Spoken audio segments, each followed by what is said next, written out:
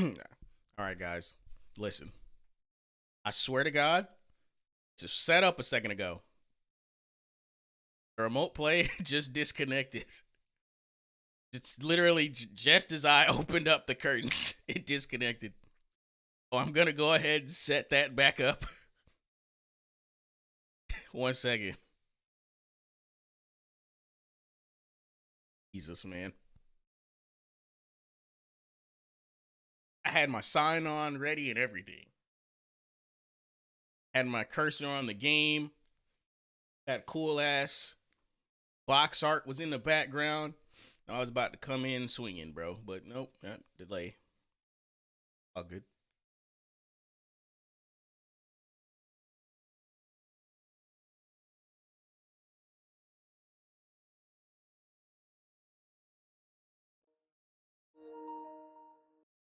I believe we're back.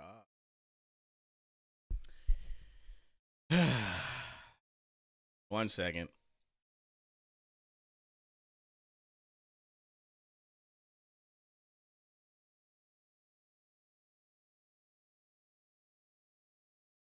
Yo, those of you on playback, skip this.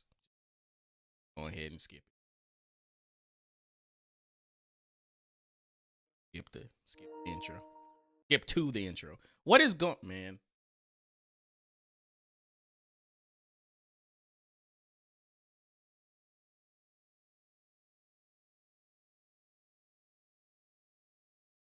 Yo, I'm being tortured.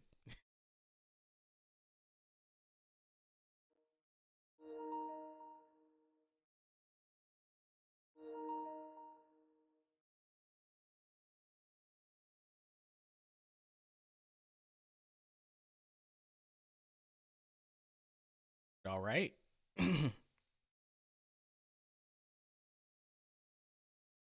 hang on. Gotta make sure it's pointed to the right window.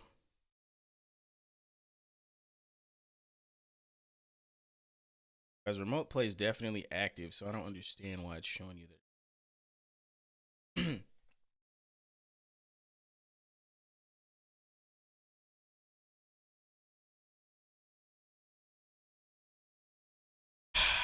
That took way too long.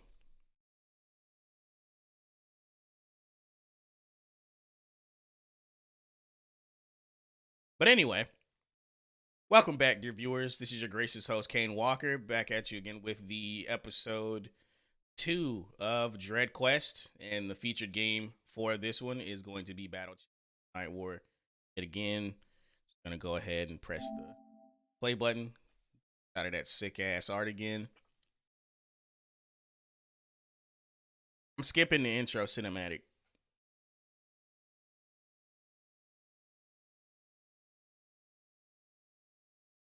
And I'll get into where we last left off once the game actually starts.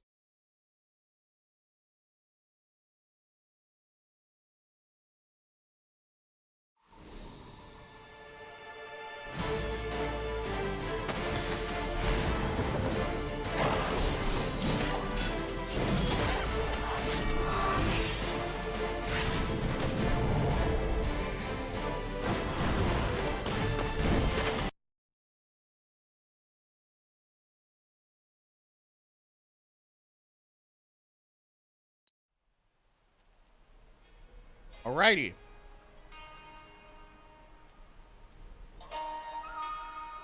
And actually, down a little bit so it's not overpowering me.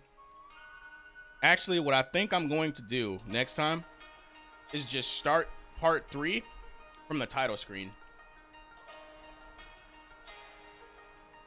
Give me a quick second to assess some things.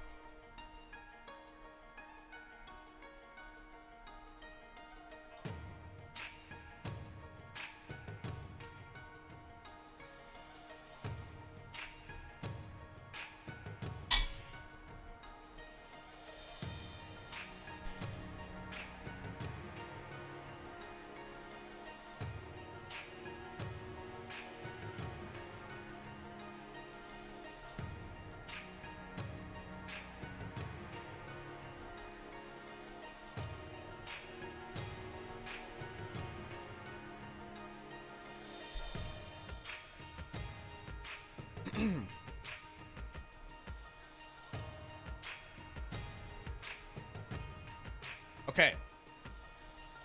Everything sounds awesome.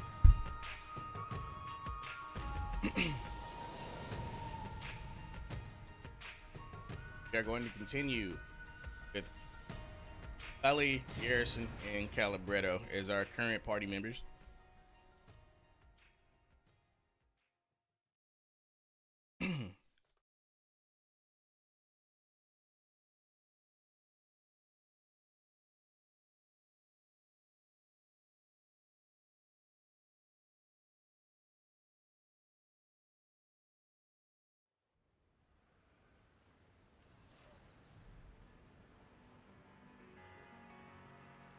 Okay. Oh, yeah. I mentioned this last time, but I did do a little bit of off-stream farming or offline farming, which involved me running back and forth because I haven't earned the ability to use the warp points yet.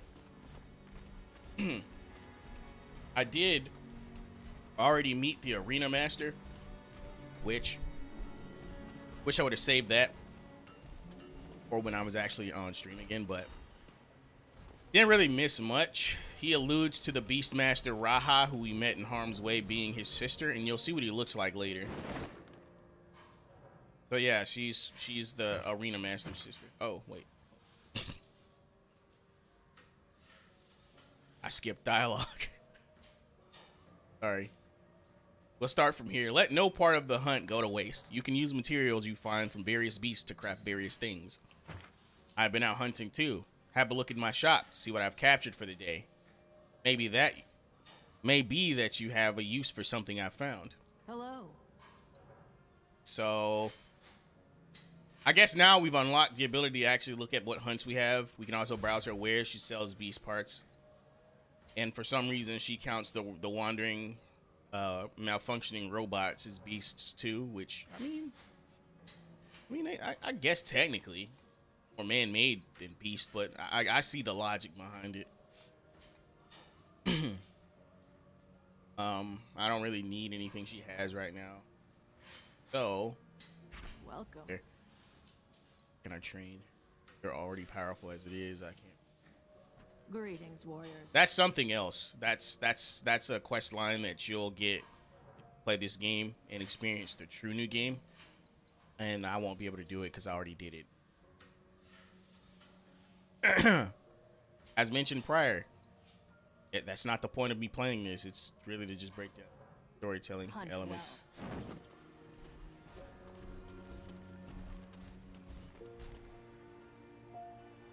Damn it, I forgot what I was gonna do next. Oh wait. A warrior's greeting. Yeah, I was gonna see what hunts were available. We're level 13 right now. I don't care. I'll probably attempt all of these, regardless of my level.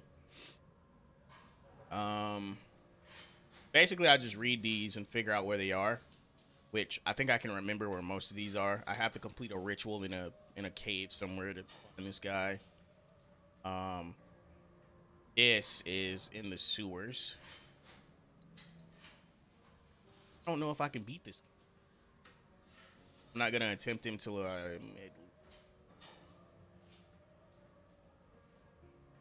which these are rigged because they'll be at a certain level, but they'll be way more powerful than the level suggests. So coming over leveled cures it.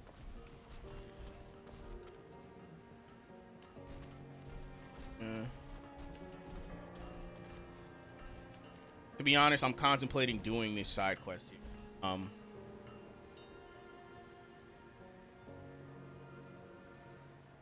You know what? I'm just gonna go ahead and do it. I'm gonna go ahead and do it. Come on in.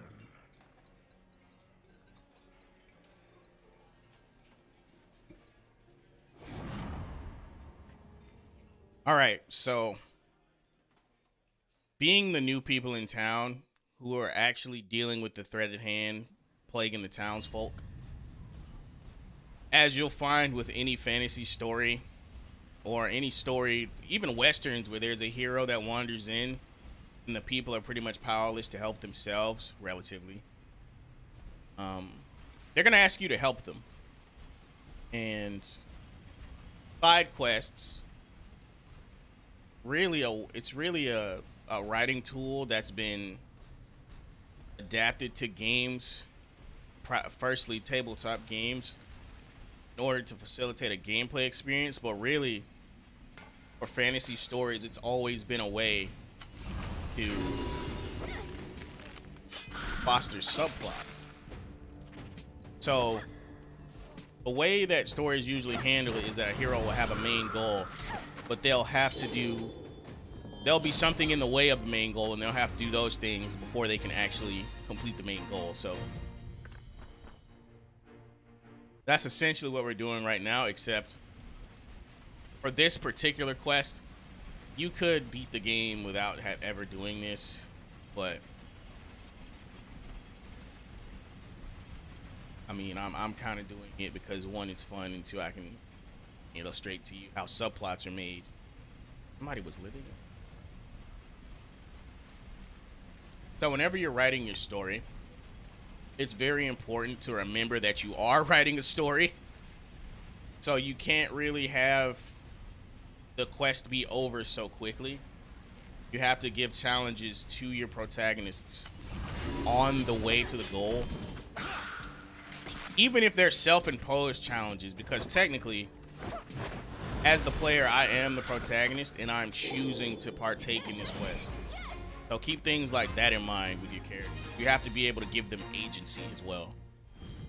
And a lot of the decisions and preferences that motivate a character's decisions has a lot to do with their personality and their thought process. So you're gonna have to work that out whenever you're writing your characters. You know, if you have a character that is, you know, kind of bullish and they like to rush in, they like to fight, and their sense of adventure is look before they leap, rush in head first, and they'll probably accept any challenge that's presented to them regardless of the consequences. And that's an interesting way to foster subplots and give your characters challenges, because that person will most likely have to go through an arc where they are humbled because they're biting off more than they can chew, and they're not really used to losing, and they're gonna have to reassess some things after the fact.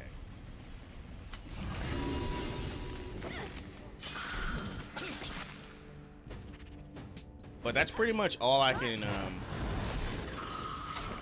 that's all I can give you right now for this side quest. It's a pretty straightforward side quest. I come in here for the first part of this. The only thing I'm doing is coming down here and clearing out the spiders, but there's more to the sewers than just the spiders. The main problem that the bartender was facing was that people would come down here and they'd either come out covered in cobwebs or they wouldn't come back at all. So fight them all at once. So that's what I'm doing here. Now I've turned this encounter into multiple waves to kind of up the time. Oh yeah, and I gotta show you this new weapon that Garrett mentioned it last time. And basically, whenever I'm not in a dungeon or fighting a boss, I'm gonna have on 4 things that increase my total amount of gold yielded, and the combined percentage for how much gold I actually earn is increased by 60%. Yeah, 60%. I have the Booty Blade, which increases the amount of gold yielded 20%. Ring of Prosperity is another 20%. And then I have 2 Cheater's Rings, which each boost gold yielded by 10%. So I'm farming the hell out of some gold. That's basically what I'm doing. Also, I did a lot of fishing off screen. If I need to go back to the collector with shadow coins, I'm gonna fight enemies instead to get those because it's a lot more exciting. The bandit airships drop a badge if I kill their captains that yields about 4 or 5 shadow coins. And those battles are pretty fucking intense. I think they're pretty entertaining to watch, especially when I'm on the brink of death. I'll partake in a couple of those if I need to. But so far, it is cake killing these spiders. As we're level 13, and for this, I actually have all the skills already.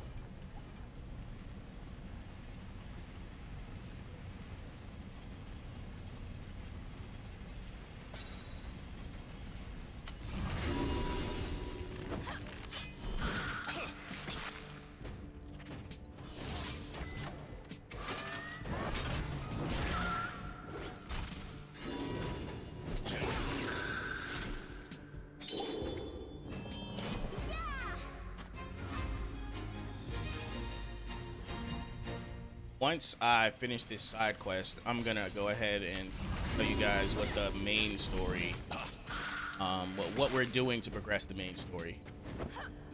If you remember, we had a little chat with Kaine, the apothecary, or potion shop owner, whichever. He told us of a cave that can help us circumvent the cannons on the road. The cave has something that powers a tool, a gateway that'll help us get around the canyon. Anyway, we'll see that again in a second.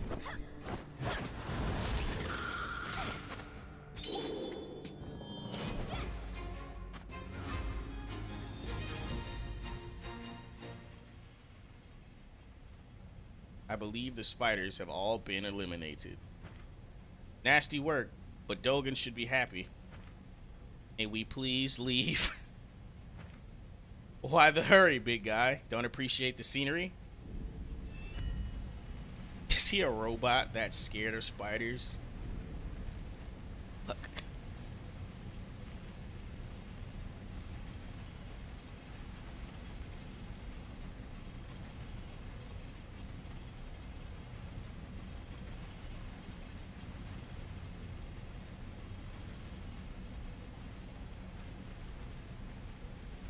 I actually don't think I'm able to get that treasure chest, because you come down here multiple times. So, first part is the spiders. I won't spoil what happens next, but the first part is spiders.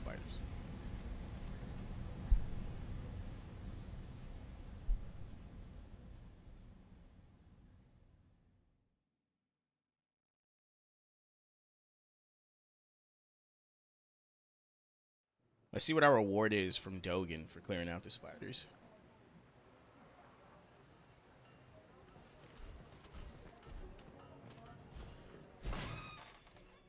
You're back. What'd you find? A lot of spiders, like I said. Cleared them out. Didn't be a problem anymore. That's fine news. Fine news. Hey, drinks on me. Here you go. Entrepel and green.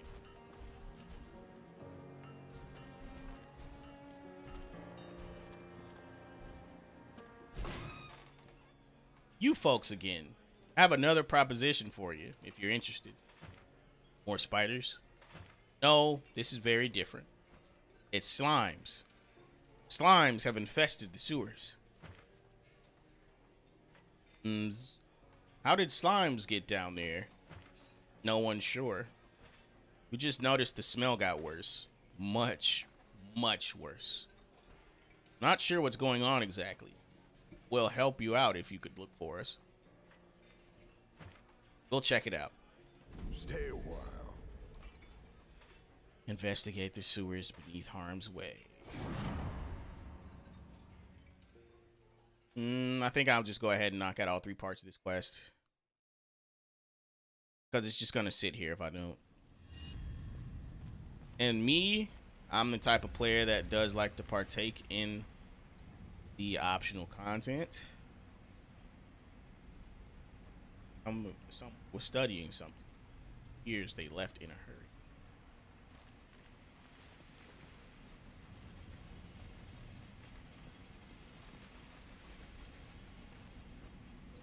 You notice that this skeleton has been picked clean of any organic matter. There is a thin film of something, moist and mucousy, that covers most of it. The journey lays nearby in its skeleton hands. I look around the skeleton. It's hard to say just how long this person has been dead. Judging by the bottles laying around, you surmise he or she was an alchemist of some sort. Small trail of oddly colored fluid flow toward the sewer water. Read the journal. The journal is damaged, covered in goo. There are a couple of notable entries. One is about his assistant, Max.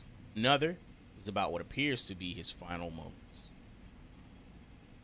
Read about Max. Has to have learned his lesson by now. It's time to fetch him.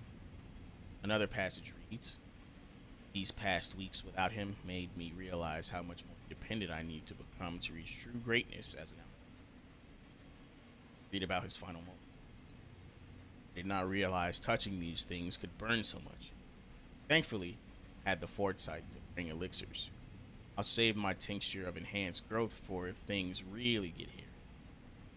Notice the tincture. Opened.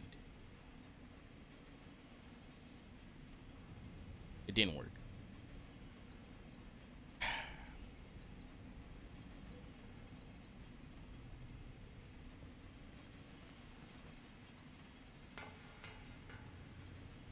Okay, now the problem, instead of spiders, is slime, and you can see how the environment has changed to be slimy instead of covered in cobwebs, and you can see them boiling from the water. I don't know if they're depicted any differently in other games, but typically, I mean, this is the typical slime. It's insatiable, consumes everything it comes in contact with, kind of like an amoeba. Oh, and slimes in this universe are acidic. I don't think most are. I think most of them are just kind of like jelly, but making them acidic gives them a air of danger that I've yet to see anywhere in regard to the regular slime. I know D&D has variations of the slime. Their green slime is usually like mostly harmless. Then there's the blood ooze, the black pudding, you know, elemental slimes. But just the regular green slime in this world is just acidic.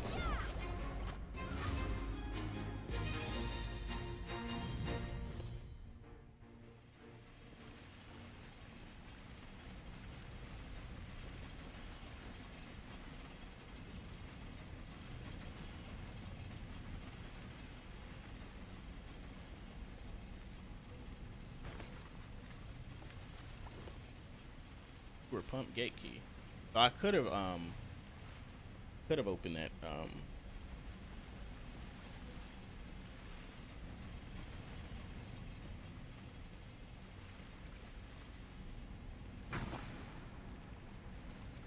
I'm just gonna fight whatever gets in my way. Just at me, bro.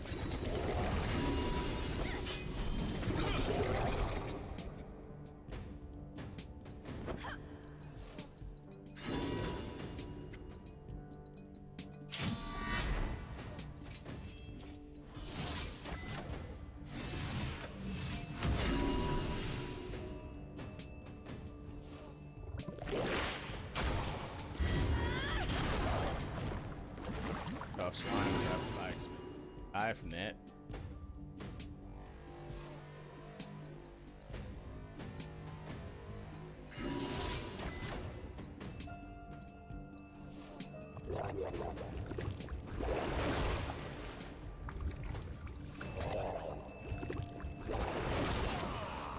Wow. Boy, this is gonna be hard.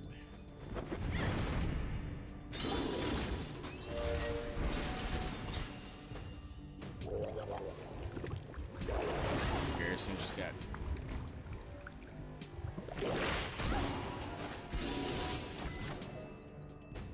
him. Possible.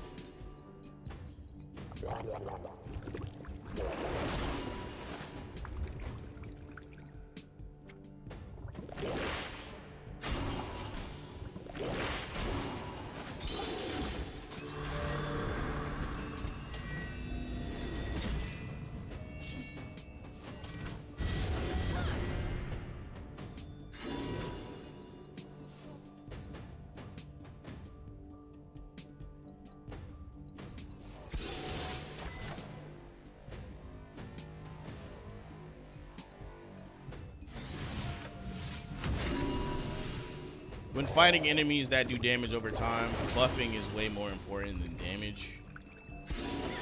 At least for the first turn.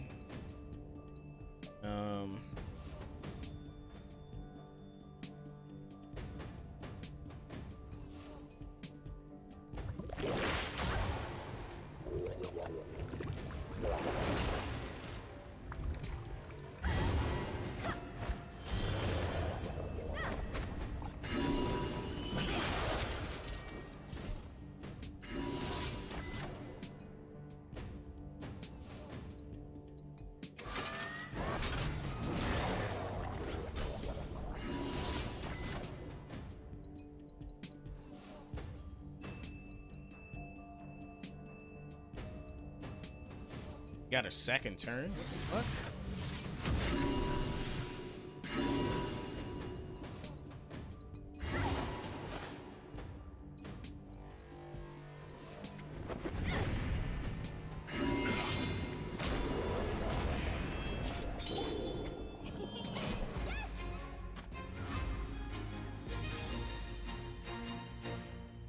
Oh, we were level 14, not 13. My mistake.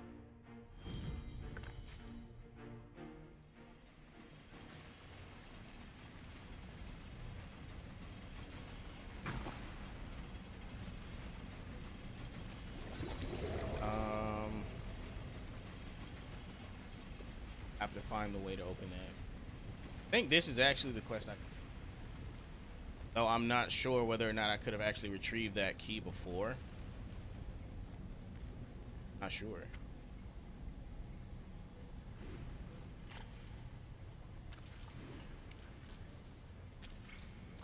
Oh yeah, this is the twist of the slime level. If any Conquer's Bad Fur Day fans are gonna love this one. Foolish mortal, do you think you can defeat me? What impudence, humans! You shall face your trial by the gods. Ugh, the smell. The sludge mound. This explains the smell.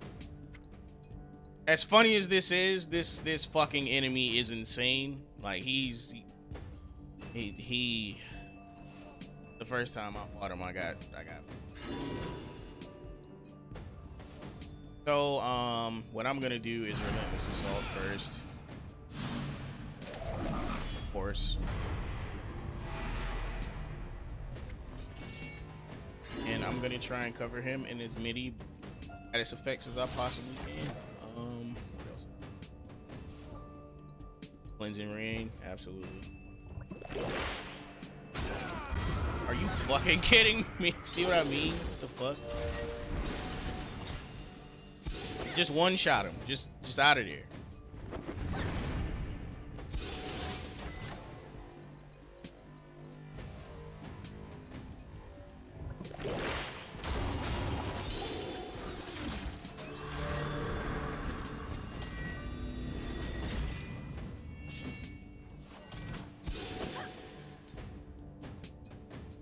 Squishy as fuck, bro.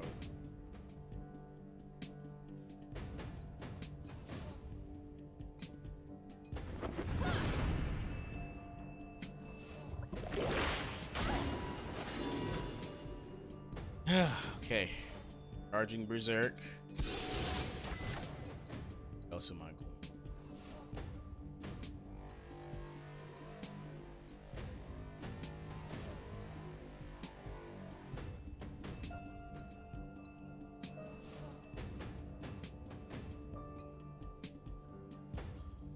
Yeah, I'm hitting us with this. I need this.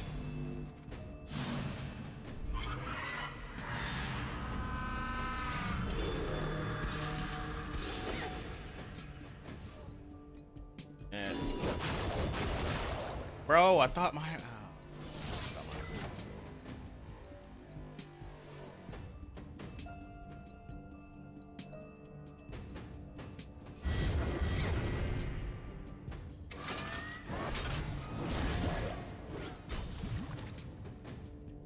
Oh yeah, speaking of interesting enemies to fight at the ends of your subplots or side quests or whatever you're writing, this is a pretty interesting one.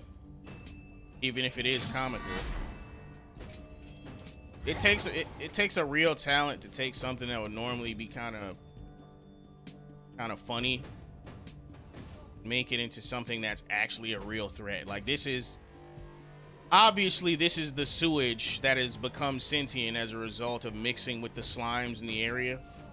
Now, it's debated whether or not this is the consciousness of that alchemist's fucking apprentice or whatever.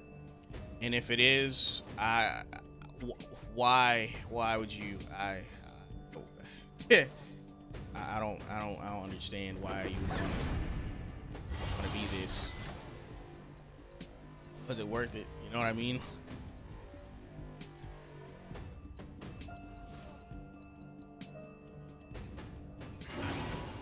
Oh my god. Fucking poison.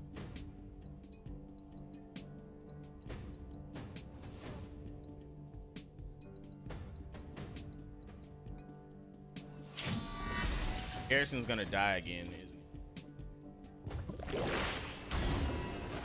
Good. Thank God. Alright. So, like,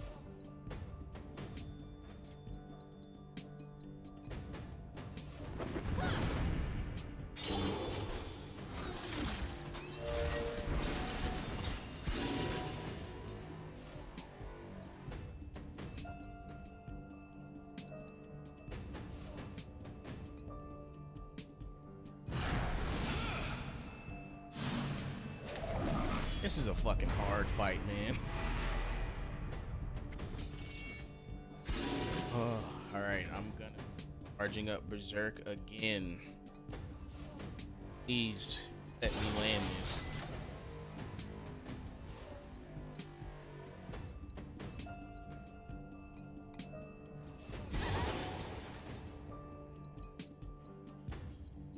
Come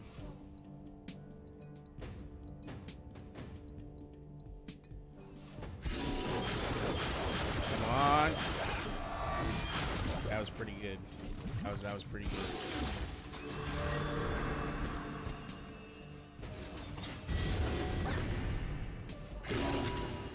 Okay, I think I might win this shit. Maybe.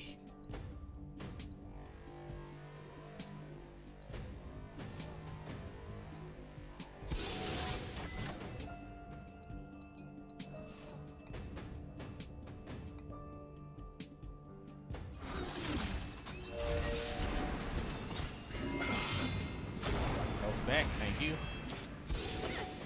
And we're gonna hit you with this. Do I have enough to Warblade? This Raps, get him out of there. Get him out of there, bro. Oh my god, that was hard.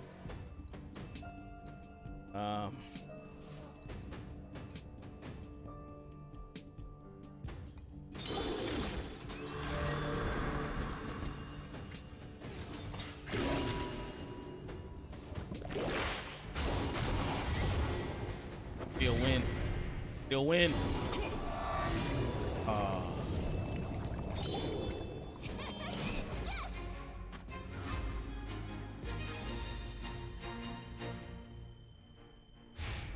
Alright, I'm gonna be completely honest. If I didn't have all the skills, I would be a pack right now. I don't even know how. The only way to beat that, if status effects that strong, would be to come back later, bro. Like, bro. The first time you encounter this in True New Game, it's a fucking trap. Oh, I'm level 13, he's level 13. This shouldn't be that bad. You just get party wiped immediately. You get poison ×5 and you're fucking out of there, bro. But anyway, that was messy. Whatever we're getting for this probably isn't worth it. Oh, it probably isn't enough. At least we are done. It was not worth it, I'm not gonna lie.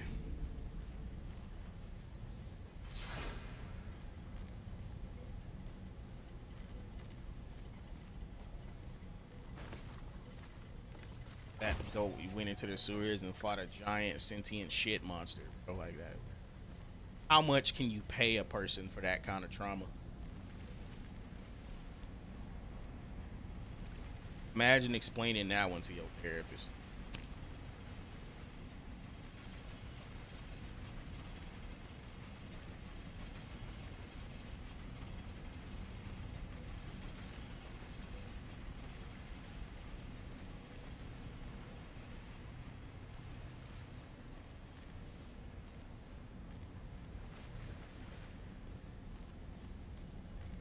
Hell is the lever for that. By the way, I thought this was a 3-part quest. It's a 2-part quest because the slimes and the boss is all rolled into one. I encounter. Really.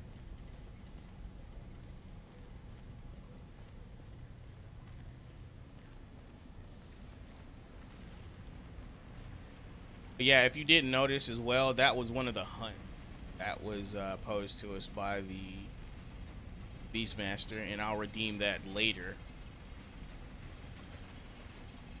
Because after this, I figure out how to get this treasure chest. I know I can get this bitch now. We'll continue on with the main story and with further breakdowns about plot structure and the like.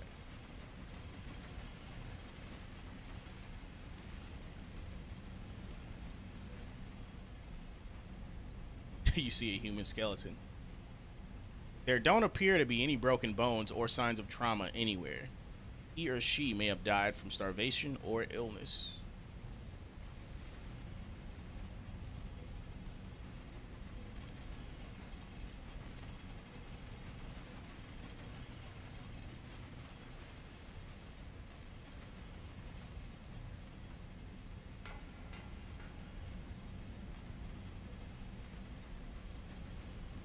Oh, there's a way to get that.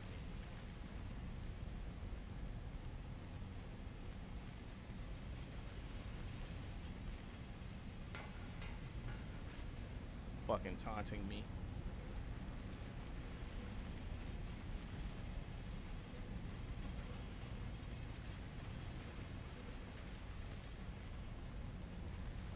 Oh, they're.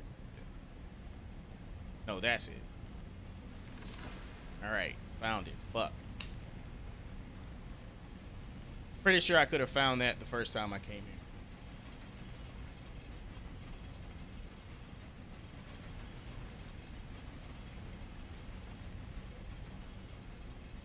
Weak. You there, wandering in the sewers. I need your help. I've never encountered this before. I didn't even encounter this my first playthrough. What is this? Is this a mouse? Yes, well, sort of. I wasn't born this way. This was a spell cast on me as atonement for something I did long ago. What'd you do? Rather not say. It's embarrassing. It can't be that bad. If you insist. I was first assistant to the alchemist Laurel. He was a terrible mentor, by the way. During our first session, another assistant left the lab in tears and never returned. Should have been enough. One day, he asked me to bring him his tincture cauldron. I accidentally brought him his chamber pot. Being the hasty sort, he tossed the mixture into it without looking. Suffice to say, the resulting explosion tainted his lab for months. He turned me into a mouse and flung me down here. Oh my god, dude. I've never encountered this during any playthrough. I swear to God. This is fucking gold. Yo, I hope y'all are getting something. Hope y'all are getting something from this. He said it was temporary, that he'd be down to fetch me someday, but I guess that was a lie. Figures. Alright, okay. Now we get into the more somber part of the joke.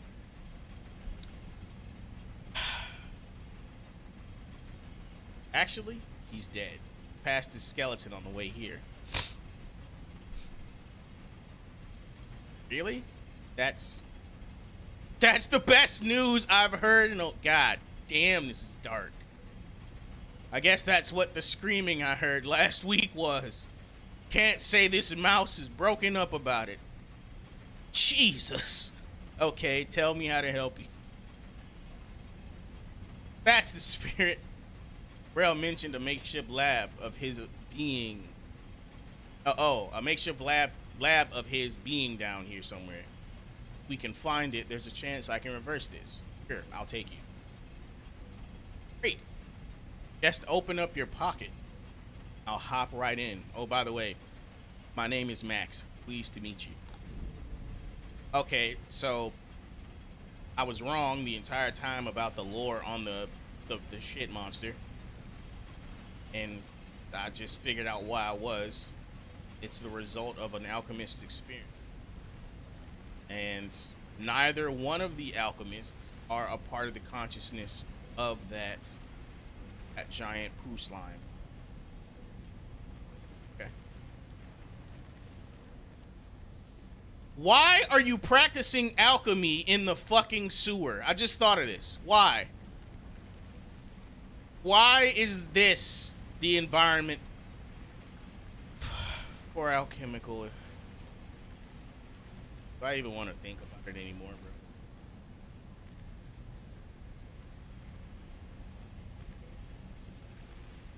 Again, there's no map to this, so I would have never found this by chance. This is my first time seeing any of this shit. I usually just leave after I kill the shit monster. Max pokes his head out of your pocket. That must be it. Okay, just put me on the table so I can look around. Place Max on the table. He scurries around reading the labels on it. Oh, was it? Ever since becoming a mouse, I have a hard time remembering things. Max hones in on a bottle. Yes, it was this one. I watched him do it 1,000 times. Okay, take the pestle and grind up that bit of bone there, then add this liquid. Do as Max instructed. Little eyes are gleaming with anticipation. Or a few drops. Stone plate. Ah, thank you. Finally, this long ordeal will be over.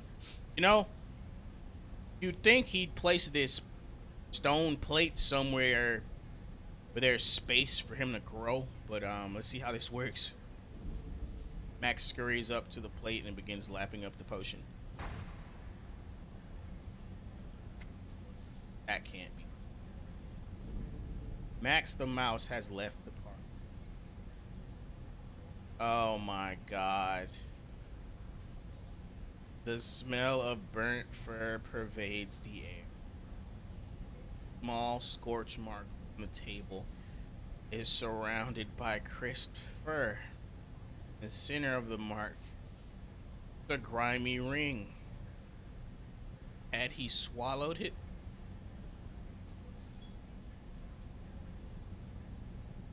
What the fuck is this quest line? There is still the smell of burnt fur in the area. Even the smell of raw sewage is easier to tolerate. Take a quiet moment to remember Max. What the fuck?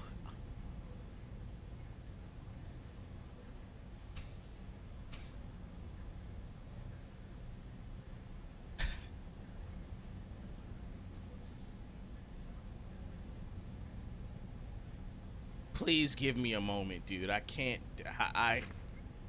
I'm not computing right now. I'm fucking hey, bro. All right. So from all that, we got Junior's Ring of Courage. An inscription on the inside of this ring reads, "For my hunt master." How Max got a hold of this is anyone's guess.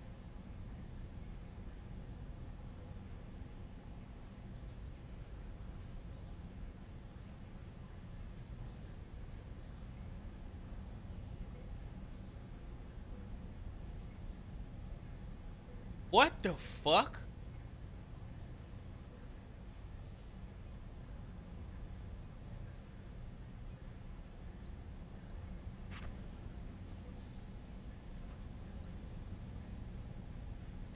You know what?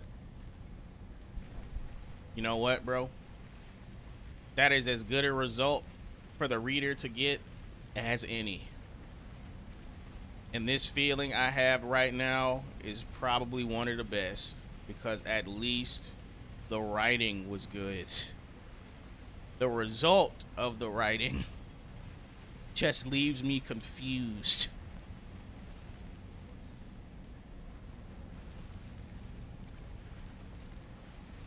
Everything that happened and all the subtext and all the build up and all this, everything made sense except the ending. But not because the series of events made no sense, but because the result was just out of nowhere. So this motherfucker wanted to mix a potion that changed him back from being a mouse. Instead, you know what? The ending is actually genius. Because he saw the alchemist mix the concoction 1,000 times. Each time he mixed a new tincture, an explosion followed. So, he might have mixed the right ingredients together, but it don't matter. Because this motherfucker didn't mix them in a chamber pot. He didn't disturb them. And instead, he just ingested them. It reacted with his stomach acid, I'm assuming, and it.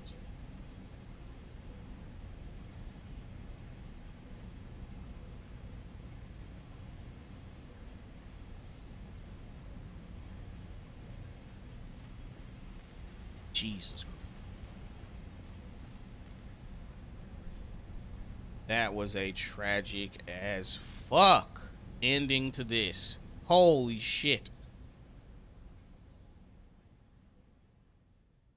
I'm telling y'all the truth, bro. Like I've never found Junior's Ring of Courage before. I've never found Max as a mouse. I've never found the end result of his quest. This is all brand new. Like, what the fuck? My bad. I'm still trying to wrap my head around what just happened. We cleared them out. They shouldn't be a problem anymore. That's fine news. Fine news. Hey, drinks on me. Here you go. Yeah, have a seat. Thank you. I believe that's everything we can do in the sewers. Yeah, have back anytime. Fuck me in my head. I'm still stunned, dude. Like, Hello.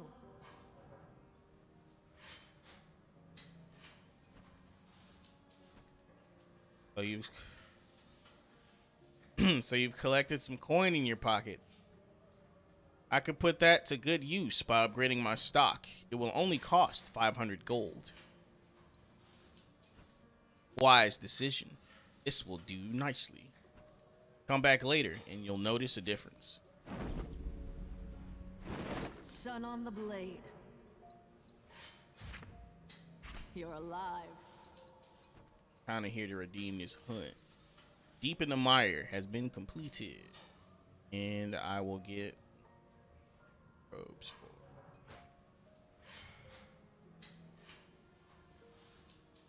Every city has a dirty underbelly, doesn't it? We aren't any exception here in Harm's Way. Something really stinks down in the sewers, and you're on cleanup duty. Don't think it's something you handle with a rag and a bale of soap either. What are you gonna do about it? My reward, 500 gold and 12 shadow coins. Forgot that was another way I could get shadow coins. This is another hunt that we'll do next. That one is way later in the game. Goodbye. I'm gonna pay another visit to the boat for the collector. And this solidified sludge core that I got from that monster, worth 15 shadow coins. I'm gonna sell it real quick after I read this. Solidified sludge core. Solidified chunk of what was left of the sludge mound after being defeated. Smells foul. May be worth a few shadow coins.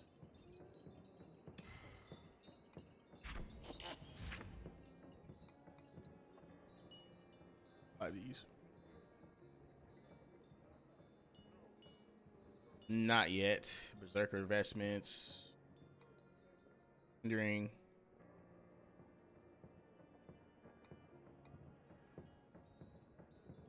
It'd probably make more sense for me to buy fishing gear here.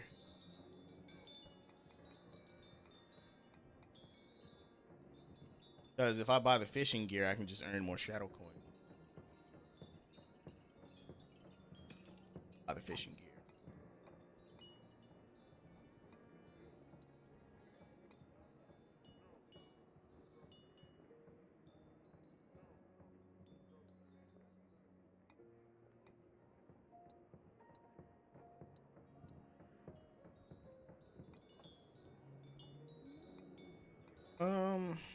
Yeah, I think that's all I'll get for now. Together, they will thunder.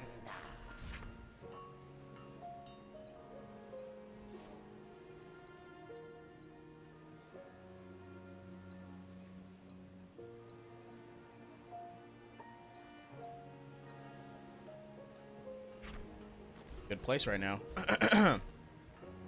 Okay, now that we've done that side quest with the sludge mound, we will push onward toward the main quest and to Banog Cave.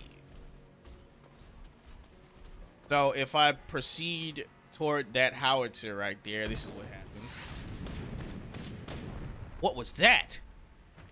Cannon fire. Get back. There is a cannon emplacement on the ridge to the east. We cannot go any further. The risk is too great. Damn. And this is what we do to get around the cannon. Check the gate. Use the key to Banog Cave. Enter Banog Cave. And here we have another dungeon in which we have to find mana core used to power the, what do they call it? The warp points. We've already encountered a couple. One near the Beastmaster's Arena, which I don't think you guys have seen. One near the strong, what is that shit called? Strong what?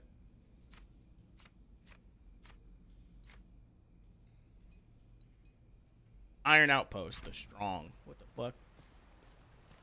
The one we encountered near the Iron Outpost. And I think those are the only two so far. Oh, one in town, the one in town. Anson's Journal. There are claw and bite marks on the cover of this book. Perhaps it was self-defense before the author died. A few notable excerpts. Door has been in disrepair for decades. Perhaps old as the Iron Outpost. Something odd about the place, as if there were another world beneath this one. Maybe it's my man. Runes. Something deep. Something it bonds to. The rest of the pages were nibbled in a small animal.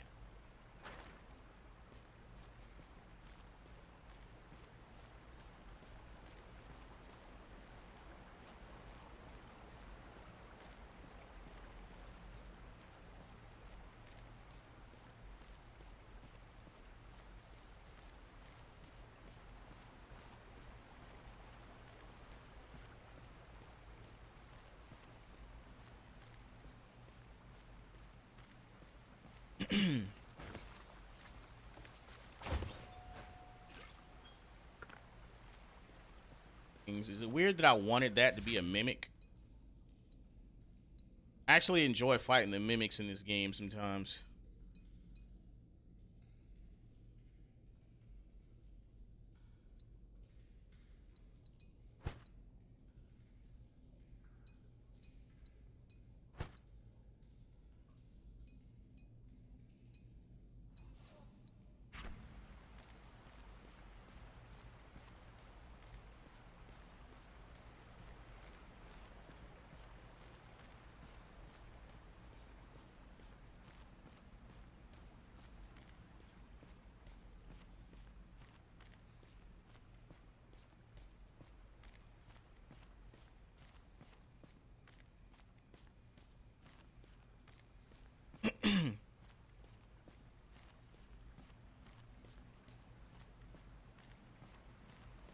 Where am I supposed to go again?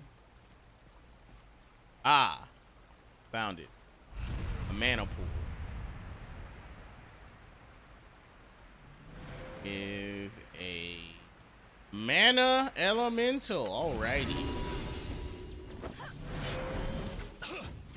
I love this backdrop. Each mana elemental is usually a stone vessel powered by the element in question. This is a lesser mana elemental. Full elementals are a little bit more annoying and strong as hell.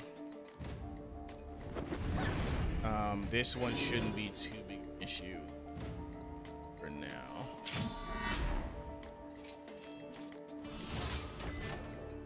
So, again, this is how you foster subplots for your main objective. In order to get to Junktown to find our friends, we have to clear a cannon blockade. Can't really fight the cannon head on. So what we have to do is try and find a way around it. So the warp point in town is powered by a mana core, and it has been powered down for quite some time. It is our job as the people who need the access to the warp point to find Bannock Cave, kill this mana elemental, get the mana core, get Grimbeard to fix the warp point, warp behind the cannon, and then proceed to Junktown.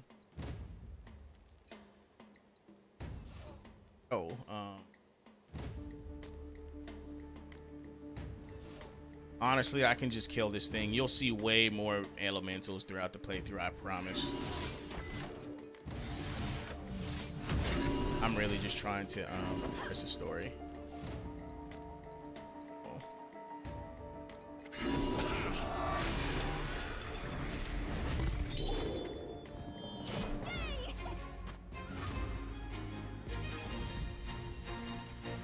Vibrant mana core.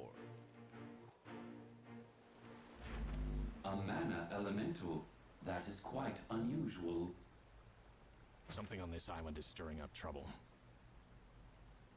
Forget the blacksmith. Let's try dropping the mana core into the blink station ourselves. Huh.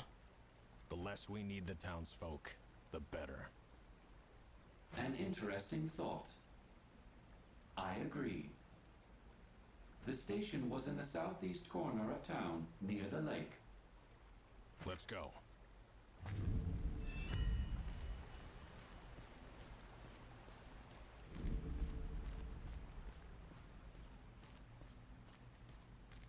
As the story progresses from a simple rescue mission, our heroes notice that there is more to their presence here, and to the bandits they encountered than meets the eye.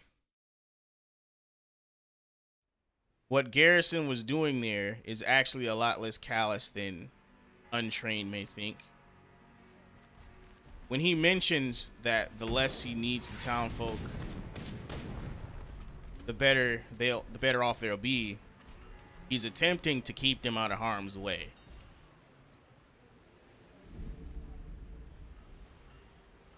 And now that I have the mana core, I actually have access to the blink station. And the game is kind enough to give you... The game's actually kind enough to give you access to the blink stations, or let you keep it as long as you've encountered them. Because obviously I couldn't use them, but I encountered the one at the Iron Outpost, encountered the one at Tolka's Arena, and I encountered the ones in the one in the Rushlands. So... I'm gonna go ahead and swing by Tolka's Arena. Hopefully we can have you guys meet the master, because this is also going to be one of the chief ways you farm for shadow coins, XP, money, yada yada. He doesn't want to talk to us just yet. I don't think we talk to him until we encounter a specific enemy type that I don't want to. Oh yeah, the Rushlands Blink Station was already discovered, because that's part of the story. This is how we'll flank the cannon. I'm higher level than them. Dead Lysolots. Careful. Detecting arcane energies in the vicinity.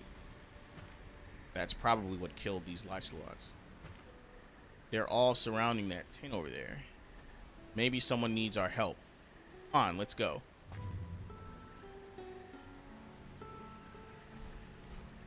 Makeshift camp. Hello? Is anyone here? Mercury. Or the Enchanter. Visitors out here? Where'd you come from? My. Where are my manners? I'm Mercury, the Enchantress. That too. Greetings. May I inquire as to what you are doing out here? I was collecting materials in the Path of Fangs up north. It's not as friendly as I remember. I had planned to use the West Bridge, but something destroyed it after I crossed. The Blink Station, well, that's been dead for years. We were able to repair it. Really? Well, aren't we the resourceful? Did you kill the Lycelots nearby? They got a little too curious for their own good. I gave them plenty of warning, of course. You're awfully ferocious. How'd you manage that? I have my secrets. Just as you do. Still, I'd be stuck here if it weren't for you. Allow me to teach you some basic enchantments as payment for your kindness. Come see me in harm's way sometime. I have more tricks up my sleeve.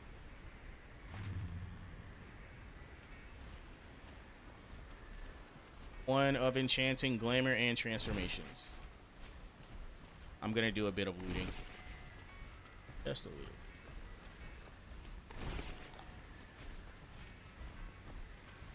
So she's one of the townsfolk that was missing. From when we had to introduce ourselves to everyone else. And what she's going to do is help us upgrade our weapons in a different way than what the blacksmith does. We'll be able to actually apply enchantments that will augment our weapons in different ways. Different type of slime is the cave slime. Basically the fire variant of the slime is just lava.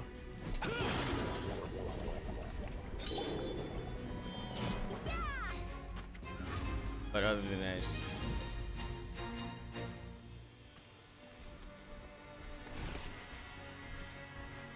back door to it. Yep.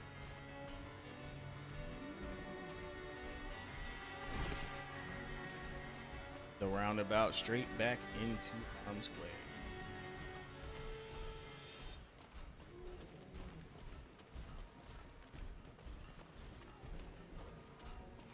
Oh, well, it'd be silly for me to do that right now. I haven't disabled the cannon yet, so go back and do that.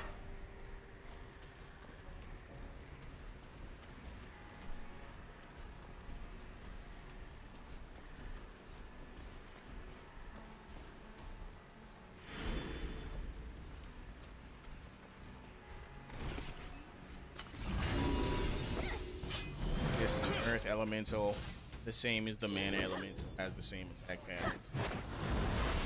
Different weaknesses and stuff. Oh. Pretty sure this one's stronger too. It has 1900 health. The other one only had like 1,000.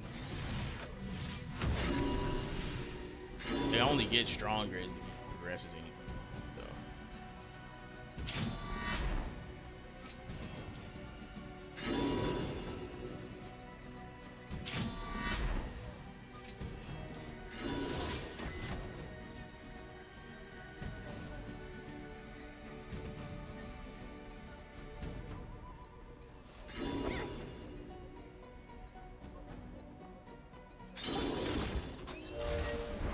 He's gonna be able to.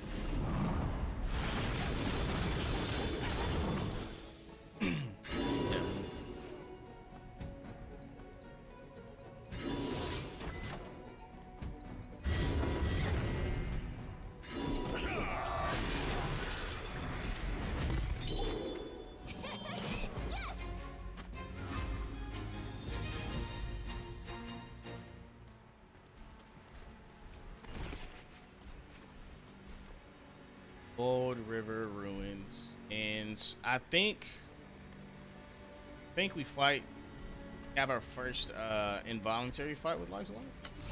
Yeah. First Lysolot we meet is the Lysolot Tracker. What does he do again? Oh, he marks people for attack. So I think this is the way they get around Gully's taunt. This guy can wait, no, they can't get around it. Because if she taunts first turn, they have to target her. So yeah. Yeah, so if you're marked, you take increased damage, obviously. Everyone jumps the shit out of you. So in order to keep their attention off Garrison, because he's the glass cannon, taunt with Gully. They beat her ass. And make sure she doesn't go down while she's...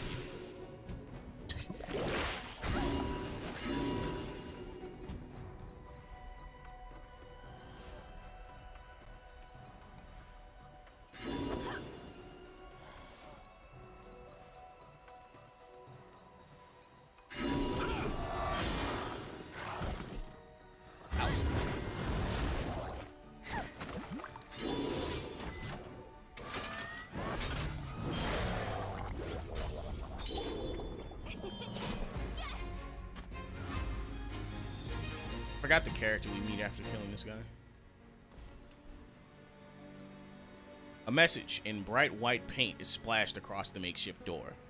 Mine unsafe. Locked for your protection. Welt.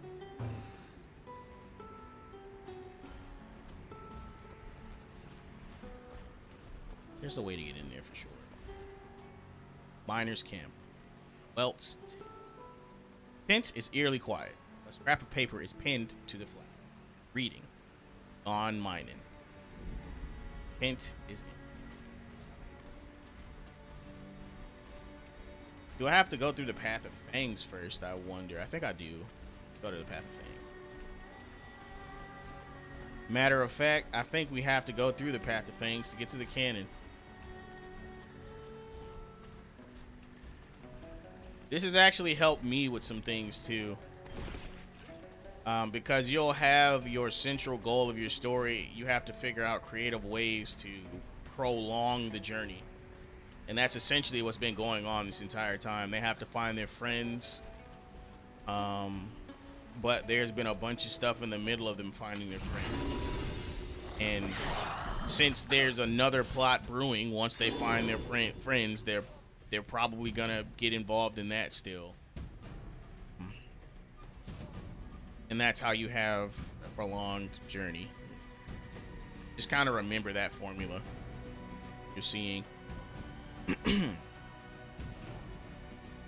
Because a lot of us are somewhat aware of it in general, but I don't think most people have ever sat down and taken the time to boil down the plot structure of a lot of fantasy stories or how fantasy stories are made. This game has a really good example of it. Just off of what we've encountered so far. New enemy type encountered here, the Lysolot War Brute, and as you can tell, I mean, his job is to hack and slash. Crudely fashioned makeshift great sword, and buff himself by making himself enraged, and he does so much damage. His drawback is that, actually no, he doesn't have any drawbacks. He does do party strike attacks too. So never mind. He's just brawling. He's just brawling. And ready. He might too.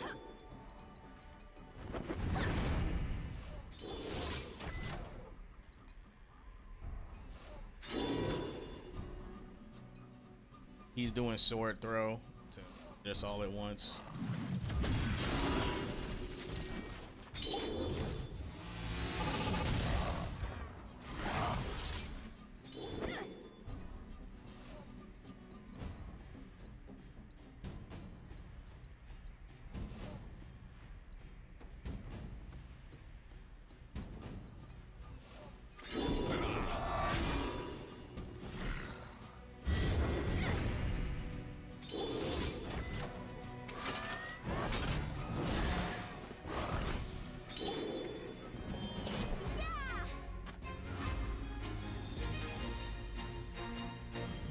standard costumes are actually really cool, but since you earn the alternate costumes, you just kind of wear them because a lot of work to get them, and they look good too. But they don't.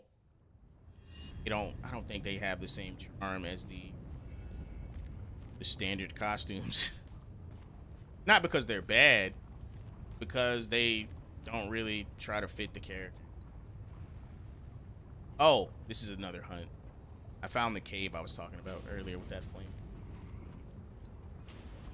By the way, there's a way to get infinite flint, where you don't have to spend any whenever you light a pyre or a torch. Definitely completing that side quest, because flint is also used when crafting, and unfortunately, whenever you use flint to light stuff, you lose one of them. And lucky for me, I have a bunch of flint on me. Typically, you're probably not gonna have this much flint. I don't even know how many that was. But since I'm here, I'm gonna go ahead and complete this hunt too. And I can't do portals yet. I'm gonna do this hunt too, and then I'm gonna progress with the Path of Fangs, because that's gonna be our next dungeon, I believe. And that is where we actually find out. We find out what's really going on here.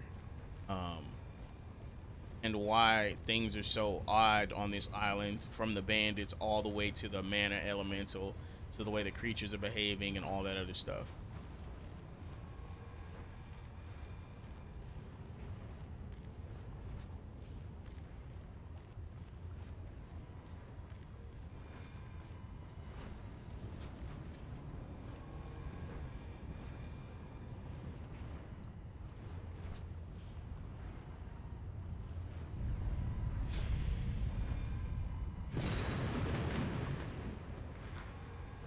Who has awoken me from my slumber? Fire will embrace you. Fire Lord Rizal. A secret flame elemental. Which I really wish he had a beanie style form or something. No. This is not what I think of when I picture a Fire Lord.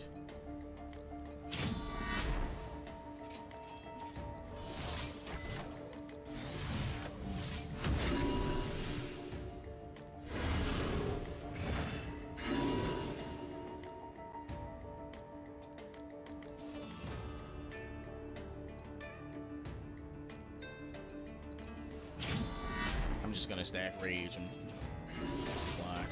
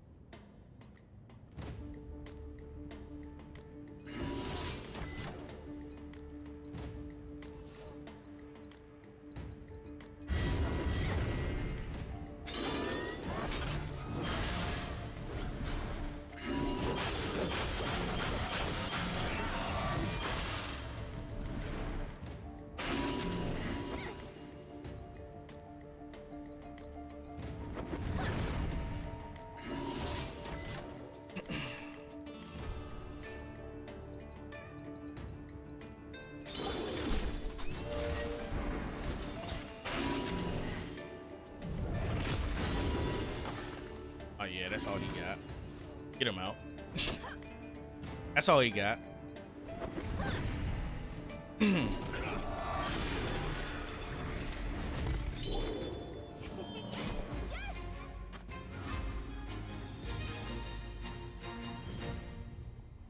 Actually, I think this is the thing that gives me the infinite flint, if I'm not mistaken. The Fire Lord's embers or tinder.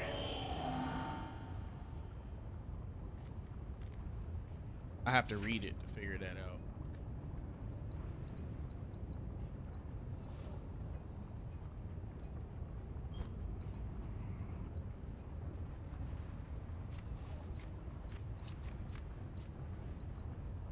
Fire Lord's Ember. All that remains of the Fire Lord in Hellfire Cavern rests warmly in your hand. Power could light anything that requires a spark. Okay, so this is the infinite flint I was just talking about. I thought this was the result of a different quest line. But actually, I think I'm thinking of something different, because when you light fires with this thing, you get blue flames instead of red, and eventually you'll come across a special ring. And I think I confused the effect of the ember with that ring. No harm, no foul, though. That definitely makes up with the egregious amount of flint you need to light those fucking fires. You'll find this is another thing. This is a secret enhancement altar. In a few biomes, you'll find things like this, and they'll have different elements, and it's basically an enchantment that you literally can't get anywhere else. Like, even if you go to the enchantress and upgrade her shop to the maximum, you can't get these. These are like field grade enhancements.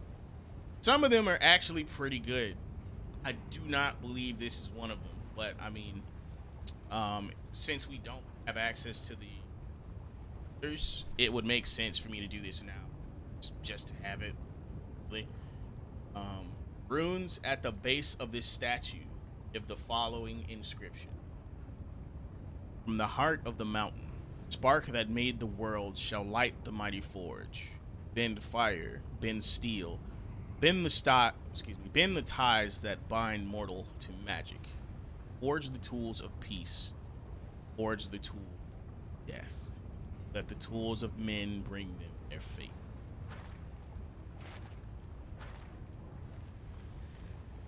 Enhancement table.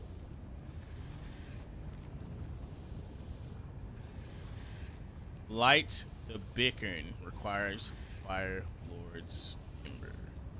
Bickern or Bikern? Samael's Flame. Has 10% chance when it's ignite an enemy with each hit. An additional 63 magic damage. Inner Fire increases crit rating by 140. These are available at any time, and I don't have the materials for them. I'll probably be back after the next.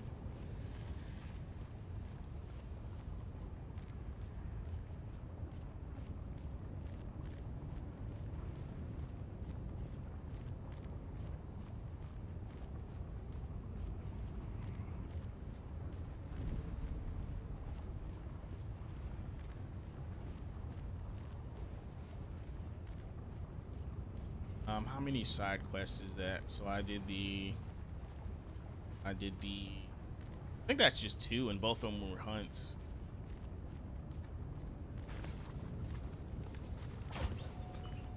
Amulet of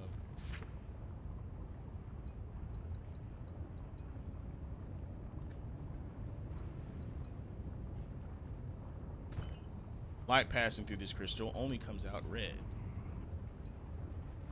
Bestows the wielder with great power. Who do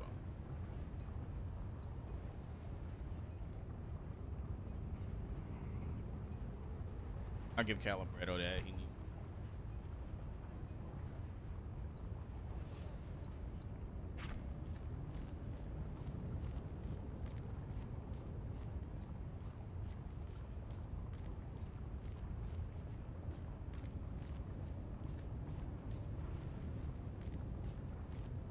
All right, we're on our way to the Path of Fangs. And you'll see how this story unfolds as soon as I get there. I'm trying to stop myself from explaining what's going to happen so that you get to actually fucking see it.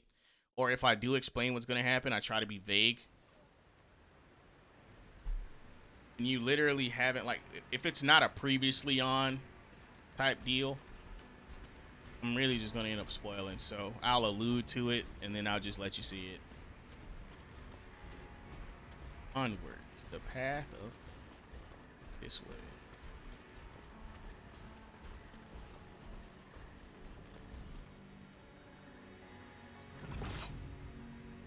I already know I'm playing this shit on Mythic. What?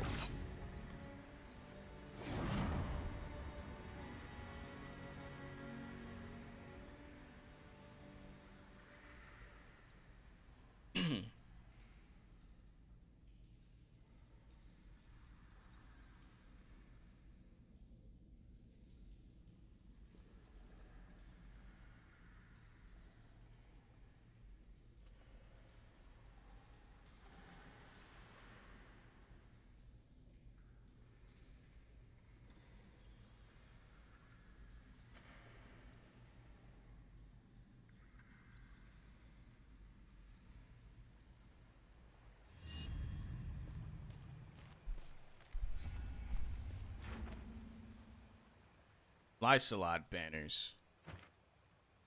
Tribe I've never seen before. Must be gathering here for something. Good. I owe them one.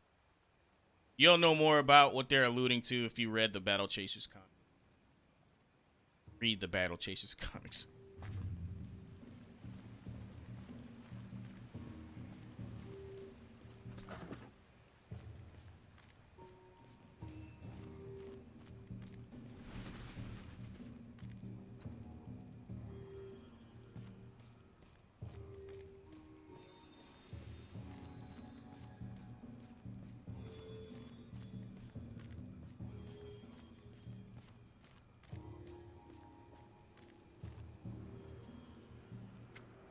Stop there, Furless.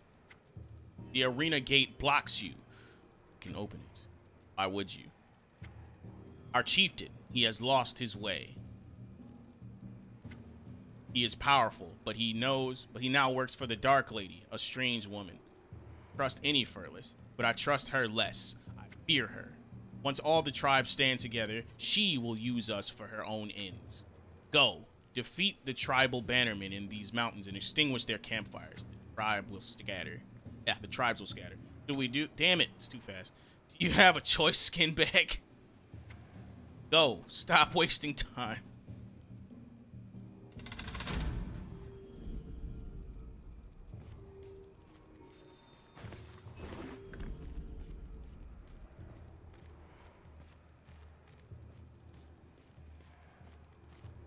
Fantastical racism. That's what that was an example of. He called them Furless and Skinbag.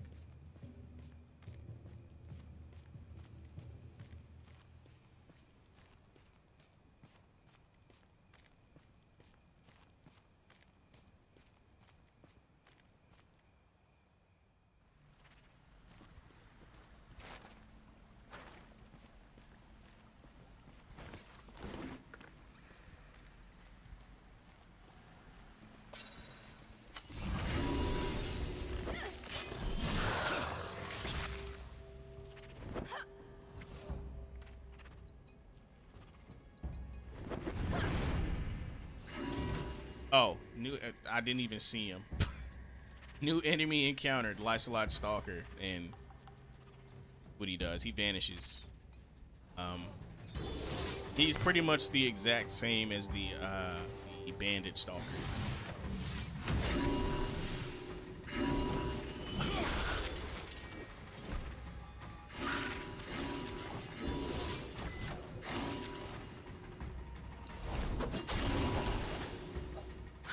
Also, I think it's worth pointing out the new enemies encountered to fuel your imagination, especially if you're a fantasy writer looking for inspiration of what kind of creatures you can put in your work.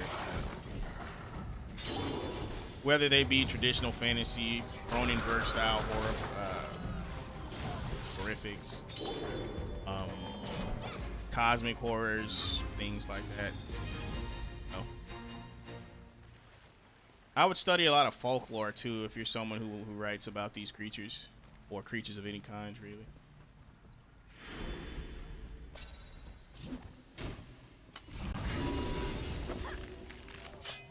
Missed the back later.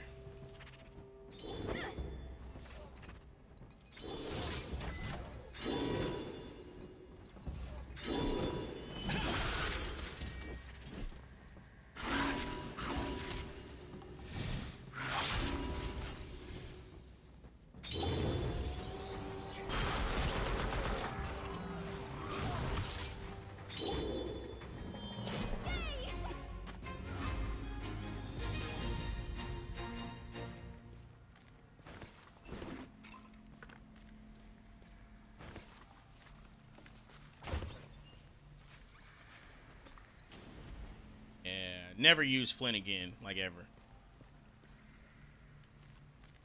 Also, I got the effect slightly wrong. You don't always get a blue flame. Sometimes you get a blue. Eventually, a ring will drop. I'm going to try and get that ring to drop. But to examine what just happened, this happens in a lot of stories where you'll have a group of people seemingly succumbed to mass psychosis. There will be one guy who's like, yeah, this is kind of sus. And he'll be driven to such desperation that he will seek the help of groups of people he would have never thought to previously. So that's basically what we're doing. A Lysolot asked humans for help. And a robot, but you get the point. Because whatever the fuck they're dealing with is way worse than us. So we're investigating that because, well, we need to get through the path of fangs, and he needs to solve the problem with his chieftain. What he's getting us to do is kill the bannermen associated with this dark lady. That way the tribes will actually scatter and her plans will at least be halted. But I mean, any of you who are at least even the smallest bit familiar with this, you probably know that something else is going to happen. You probably predicted what's going to happen to him.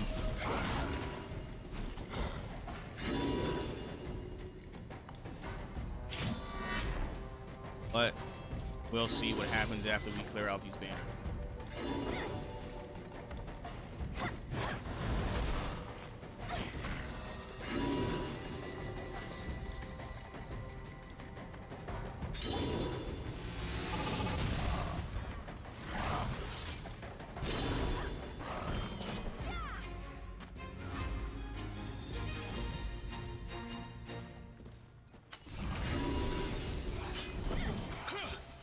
Wait, was that a new enemy I just killed? I don't think it was. A Lysolot skirmisher, maybe? Anyway, we'll encounter it again and then I'll check. But this one's definitely new. The Lysolot bomber throws bombs that cause various status effects. This one in particular causes burning.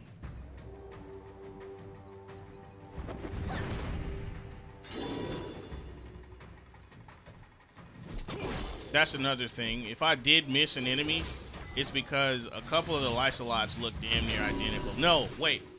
That was a Lysolot tracker. I remember because he marked us. I already called him out. Never mind. Never mind. I did see him before.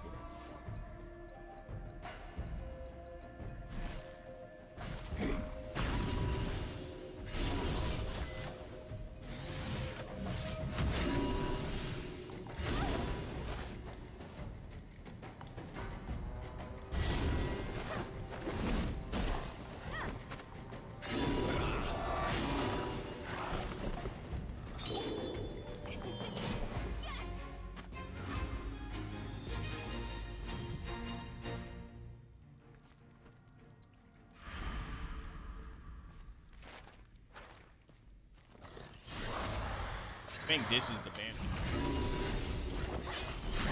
Yep. New enemies encountered. The Frostclaw clan.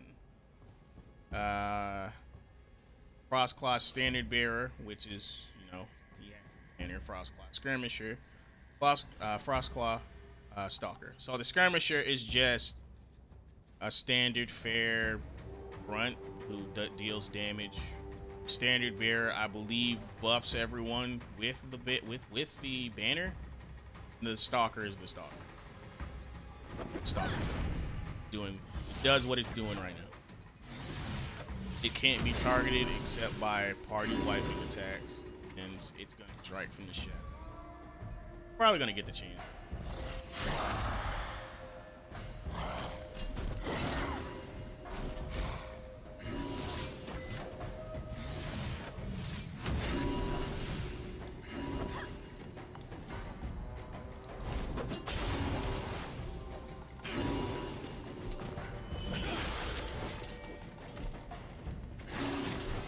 Damn. Oh yeah, and if the standard bearer dies, he buffs them as he's dying. A couple other enemies have that mechanic for different things.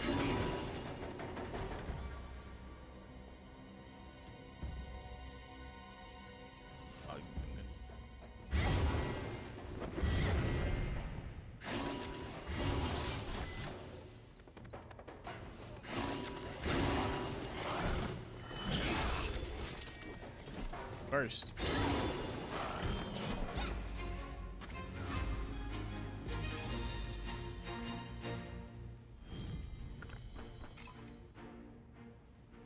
Okay. Crossclaw Bannerman extinguished. And I believe the second second trio of Bannermen. They're not all Bannermen. I don't even know why. But second clan, I think they're called the Shadow Claw.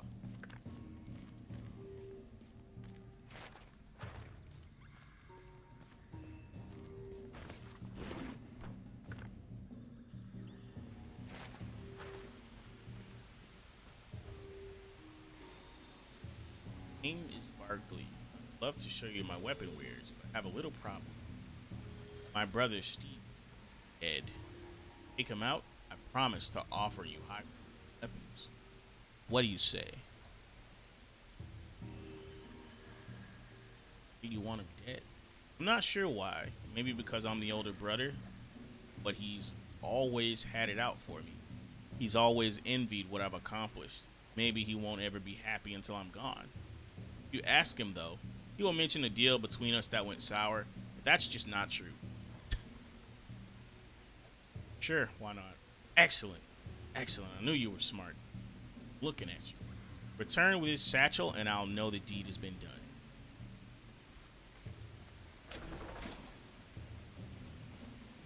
So once we find Stevie, he's going to offer us the same deal as Barkley just did.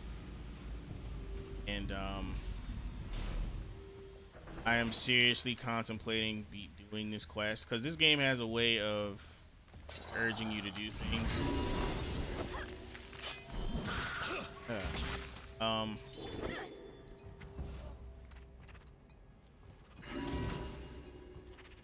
Because the way it's being offered is that one of them sells awesome weapons, the other one sells awesome accessories. And to be honest with you, I should probably go with the accessories. But I want to know what he sells as weapon. Probably nothing that's better than what I'll get at the end of this dungeon. I'm probably good ignoring this quest.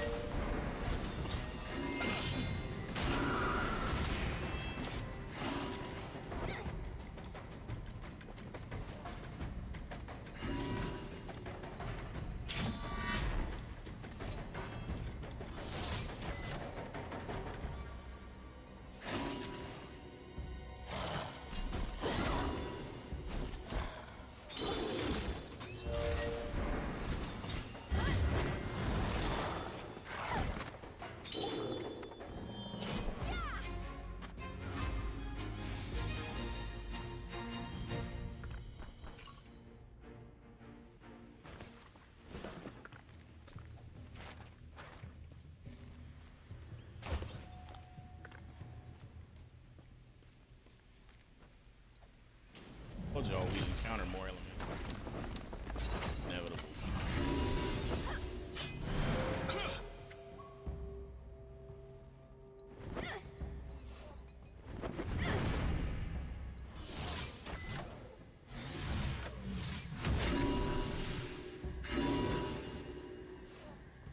Nope, not quite ready for a warblade yet.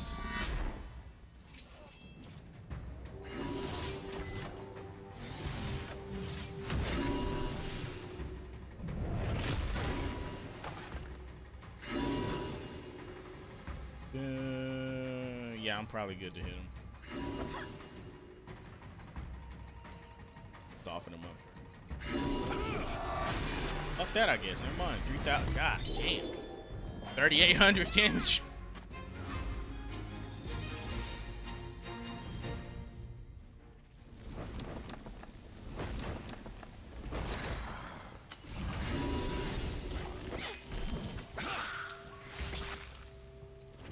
I think to wrap up this session, I am going to at least go to Junktown.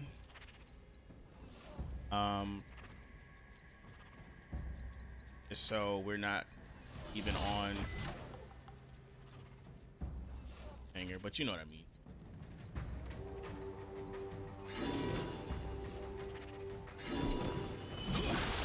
Oh, it's just a regular Lysolot skirmisher. He's regular.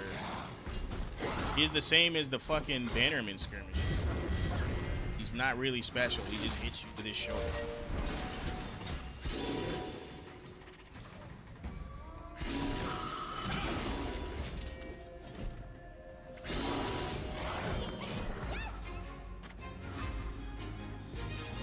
And that is a Shodel. It's not a Khopesh. A Khopesh is slightly different.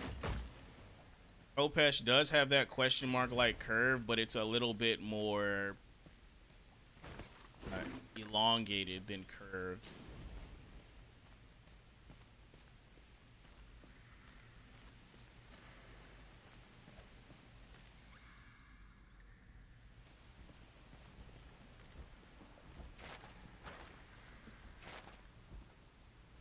Path of Fangs. Fishing among settlers. A passage from a traveler's guide on the Lost Isles. Excuse me. Of course, where there was profit to be had, there was conflict. Instead of turning their attention to the traveling smugglers, Lysolot tribes turned their aggression toward each other, fighting over who should path. Peace was always shaky at best. Merchants planted evidence of betrayal. Lysolot camps to incite conflict, conveniently timing their shipments to move disturbed. Tales of the Lysolot infighting earned the area its current name.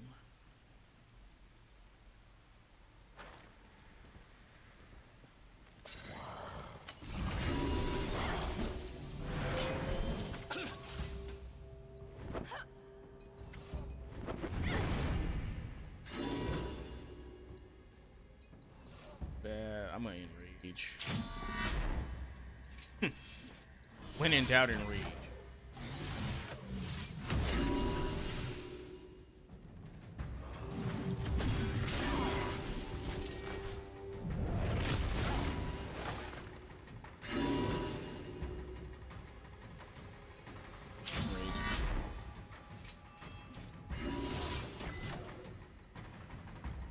We're gonna do nature boom. Risky with no shields, but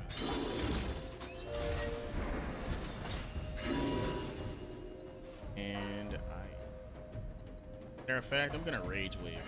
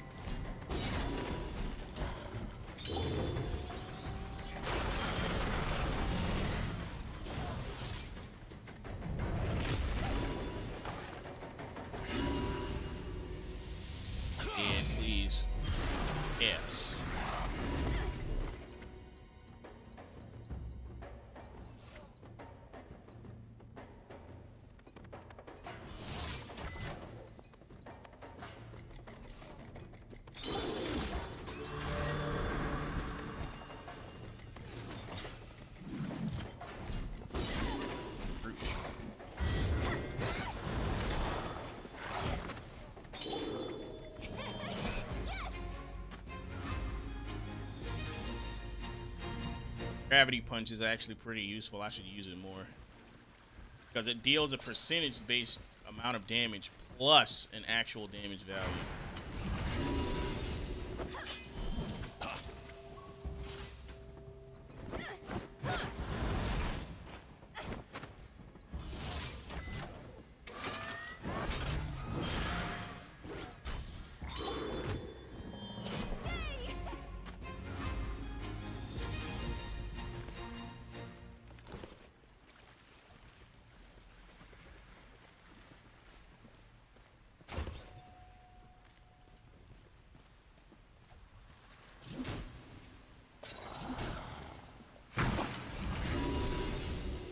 If you walk in this lava trap, he actually damages you.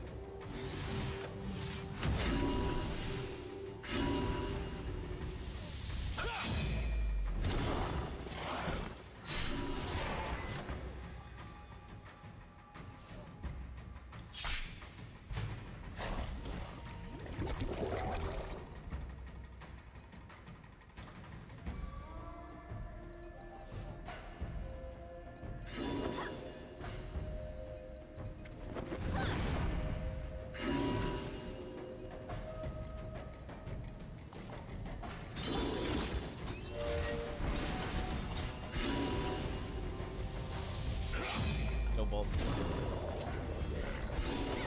Close.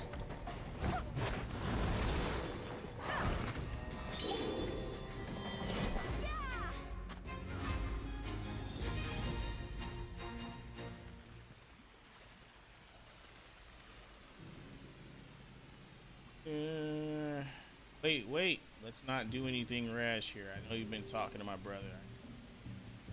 If you kill me, you'll never be able to buy my armor. Please reconsider and help me instead. What do you say? I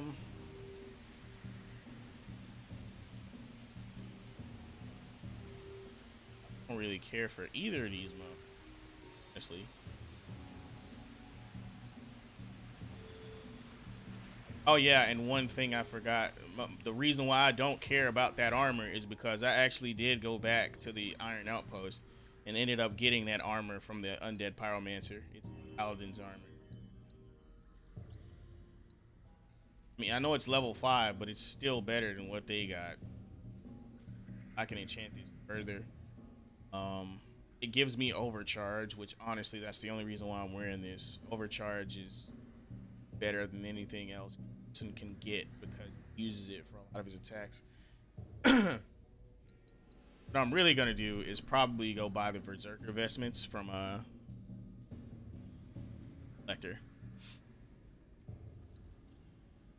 And as far as weapons, between the blade and the weapon I'm gonna get at into this dungeon, I don't need shit. Well, you know what? No, I'll kill him. I'll kill him.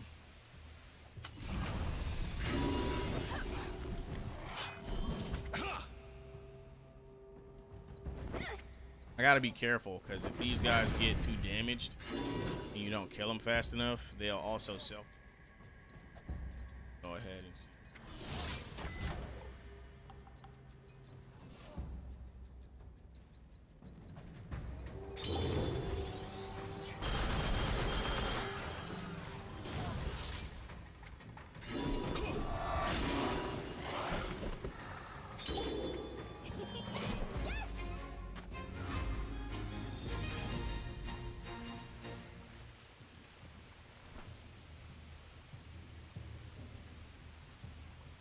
You rifle through the merchant's belongings and take his satchel.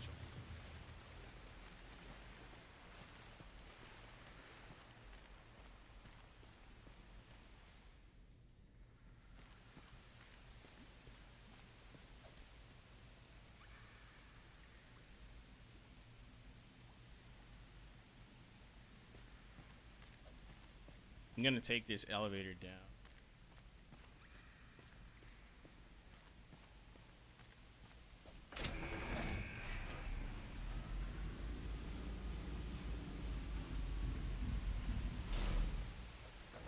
His fucking brother.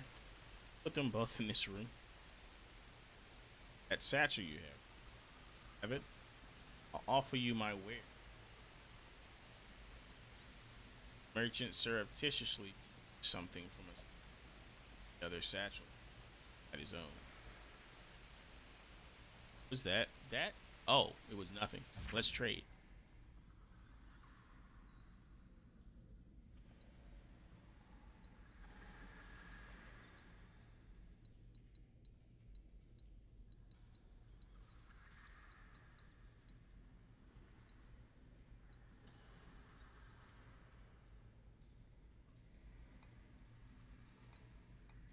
Motherfucker could offer me. Anyway.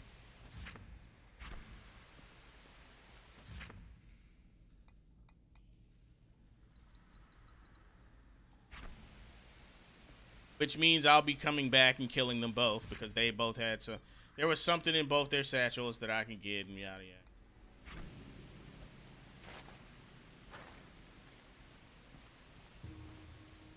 I'm gonna come back and kill them both.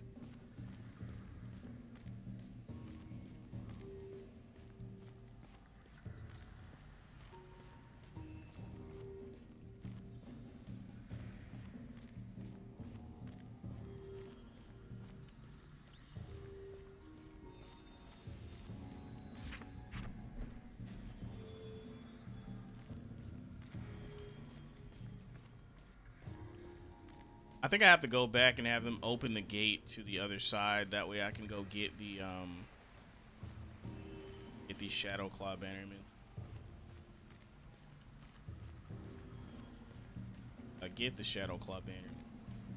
They'll let me go.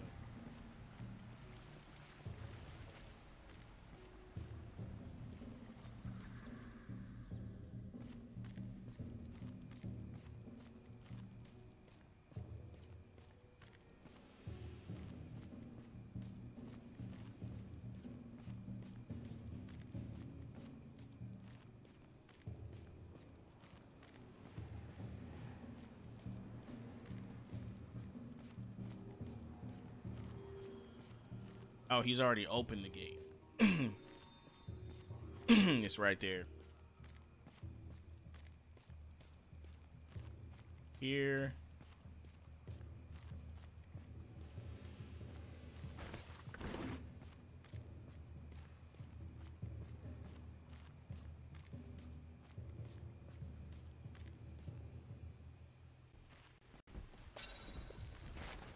First, I got a squab.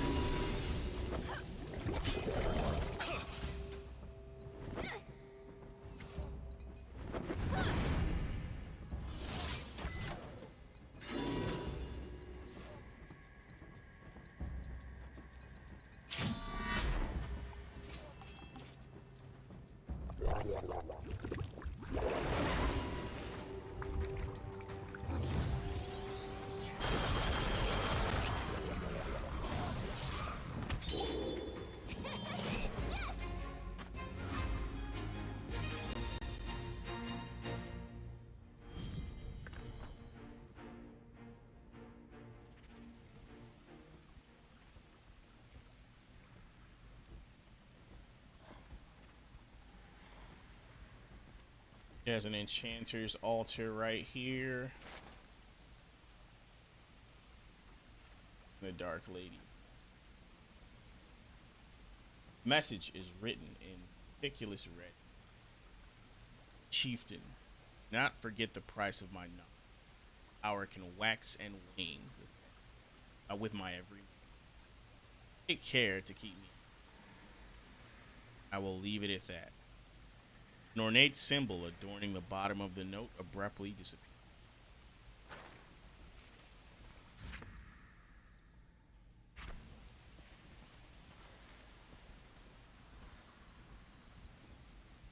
Oh, this is the side quest for that spider boss. You find a miner's journal next to some. The journal has some dry webs, traces of blood on the cover.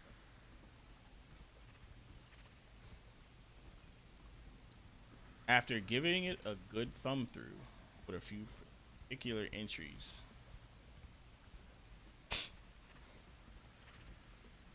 Don't feel like sleeping, but I do feel like writing. We got a good lead to mine up some of that mana we keep hearing. Pay is pretty sweet. Reckon I can save up a little to Ginger that ring. To buy Ginger that ring she's been hitting. Can't wait to see the look in her face. We've searched high and low, but I'll be darned if we can even find a drop of mana. One time I swore I saw some, but it turned out to be. We keep hearing voices when we're trying to sleep, but never see anything. Crew's starting to get him.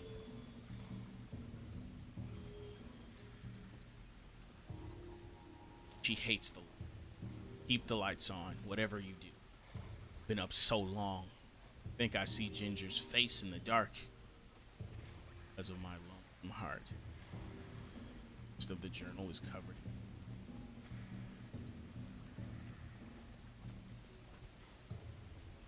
This torch has been. Snuff it out. Snuffed out the light. Darkness encroaches around. Darkness encroaches around. Darkness encroaches around you. You hear something moving very quickly.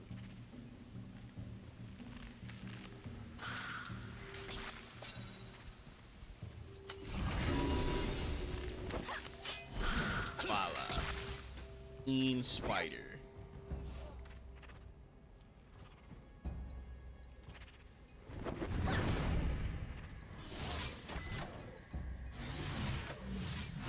I think this is another hunt.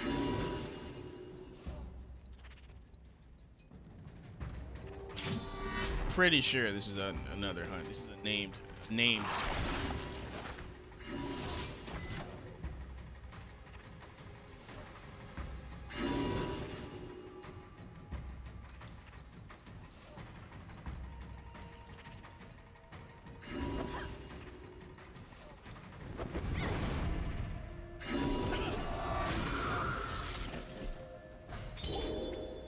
Really? Not a hunt? All right, I'll take it. Spider Fang for probably worth some shadow.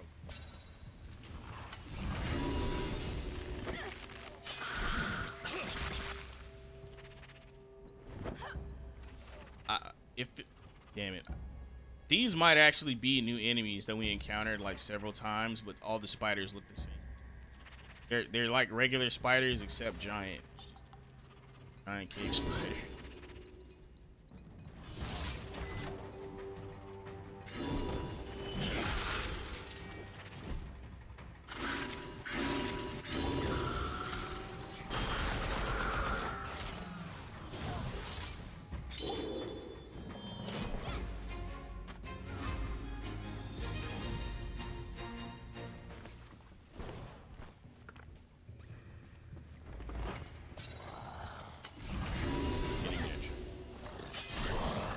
New enemy encountered, Lysolot Chopper.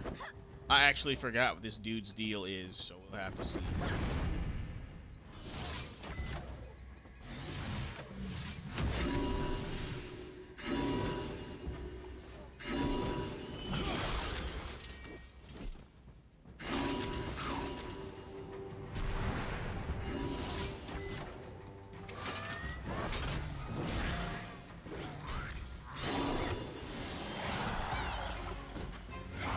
He buffs people.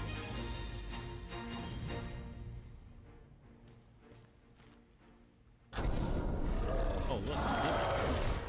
Fuck you.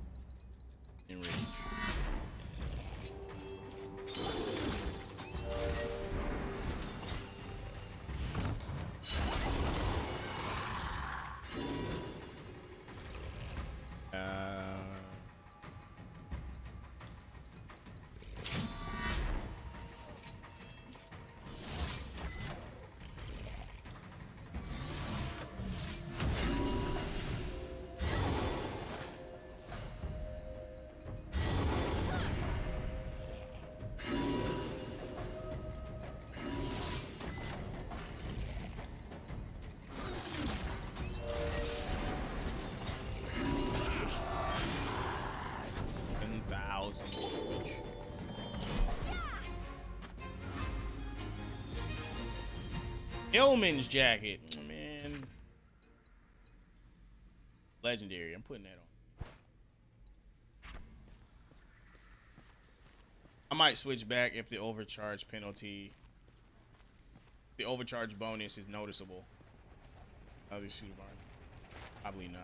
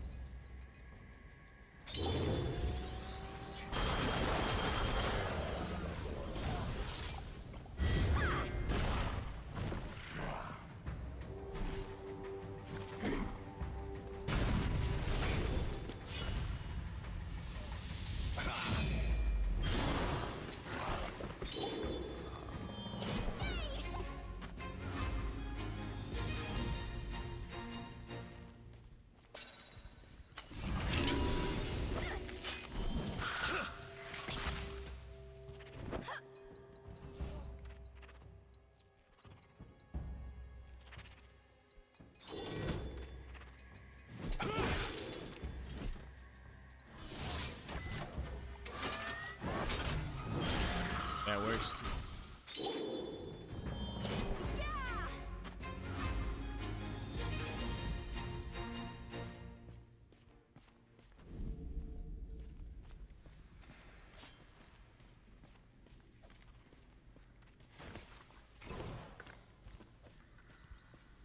Path of Fangs is kind of long.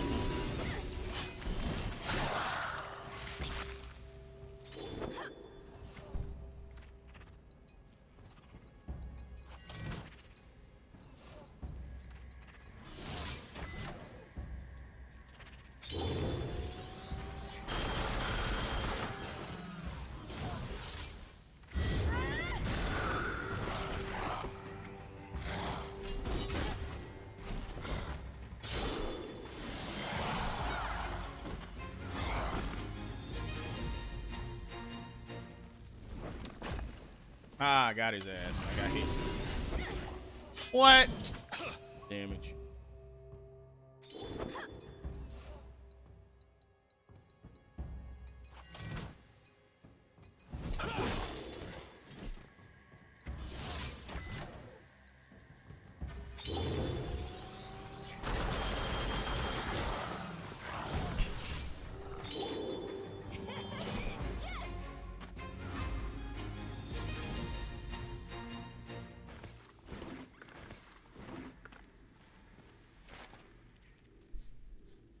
Notes from the Dark Lady. Be wary. A message is written in meticulous red ink. There are intruders on the island. A warrior, Earl, a war golem. They will interfere, even without knowing it. They approach the pass. Kill them by any means necessary. If I see them north of your barbaric woodpile, will rip you from the land of the living and leave you to wallow in purgatory with spirits lost. Ornate symbol adorning the bottom of the note abruptly disappeared.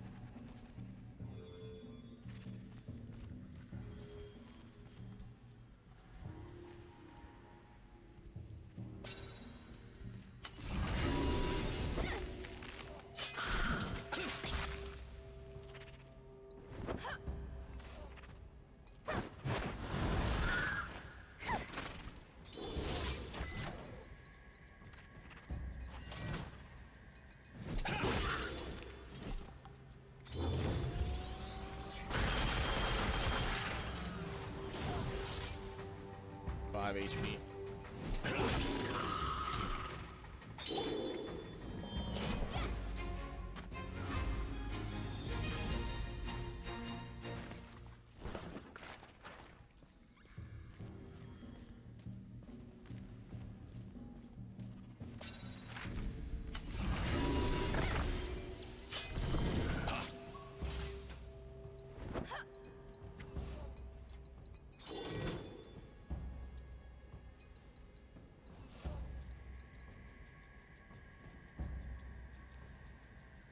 Really?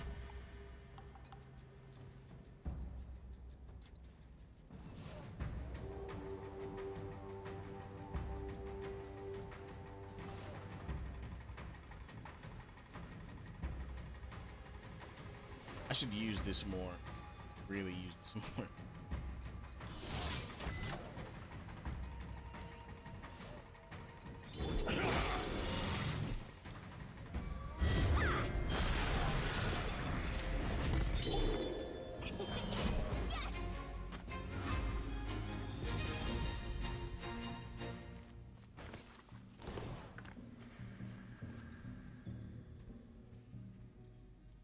Bannermen look like they're on the other side of this. They're on the next two squares. They're either in the next one or the one after the one after the one I'm going to.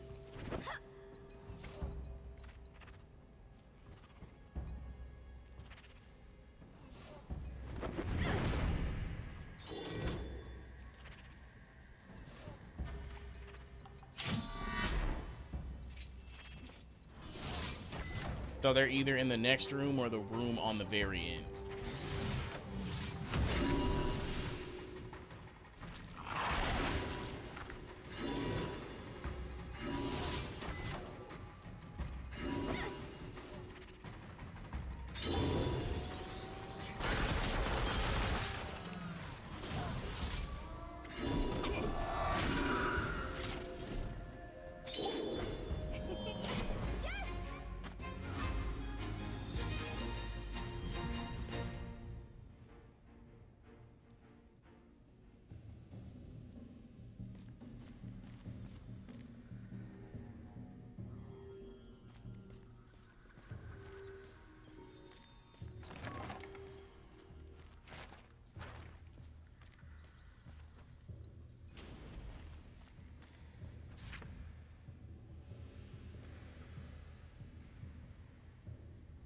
Heroes for this has a 10% attack when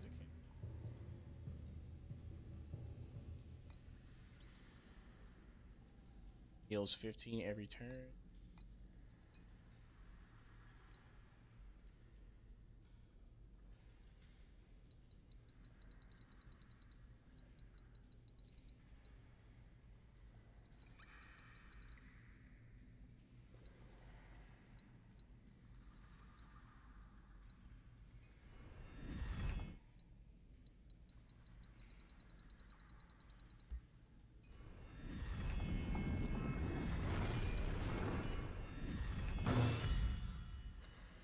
Hillman's jacket.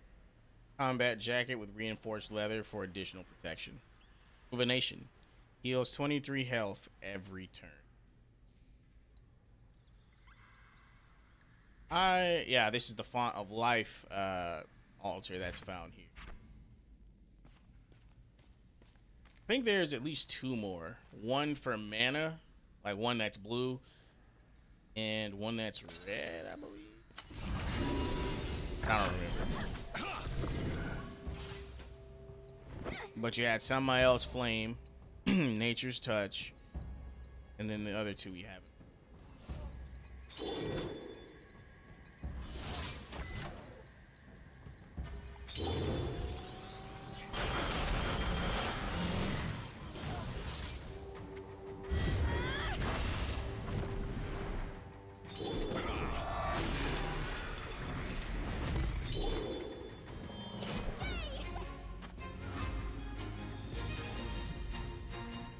Cutter. Ash.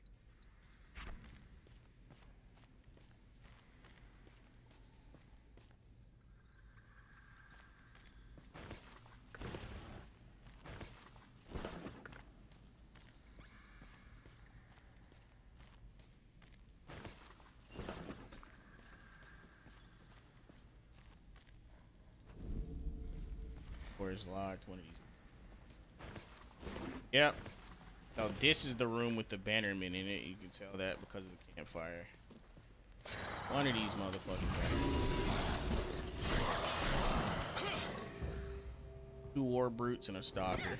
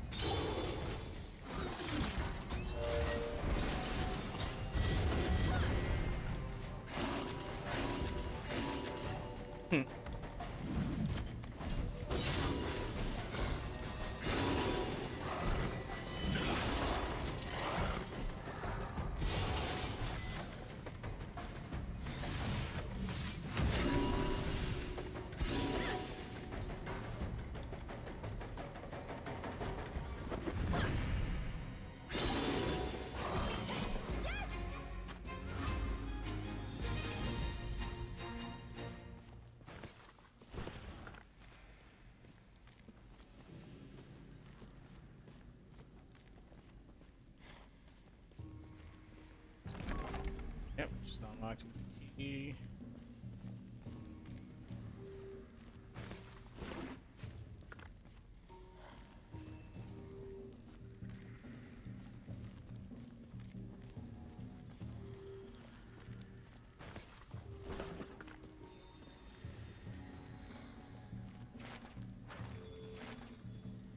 Tribal messages to those concerned.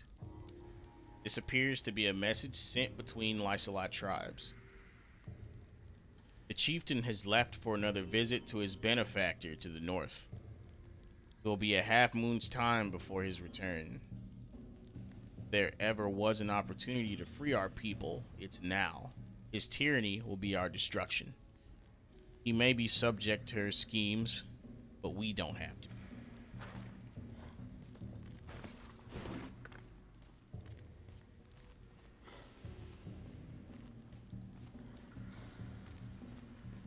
Oh, is this the old Lysolot guy?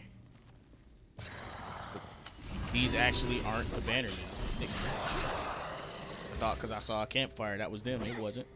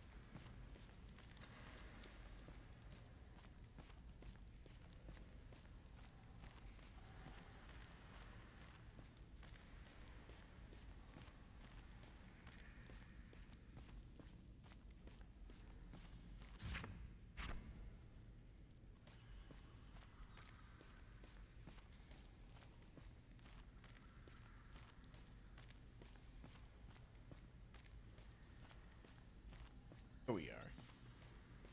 And the way forward should be not here.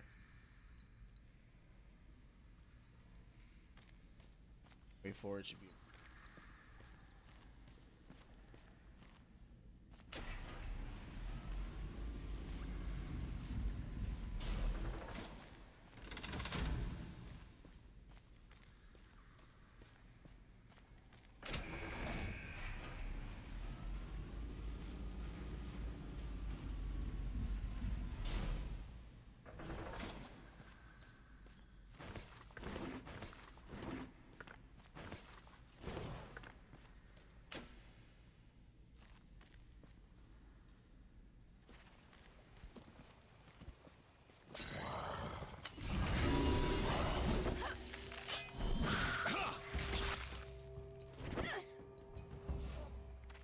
Sorry about that visual glitch.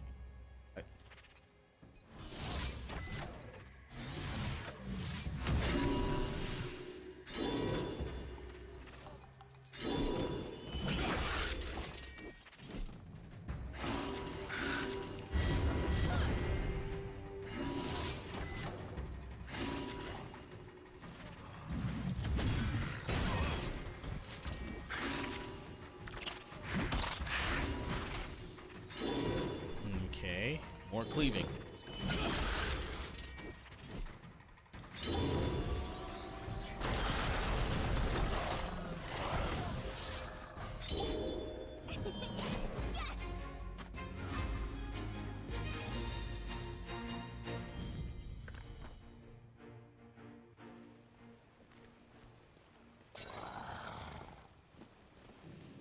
How did I juke him that long?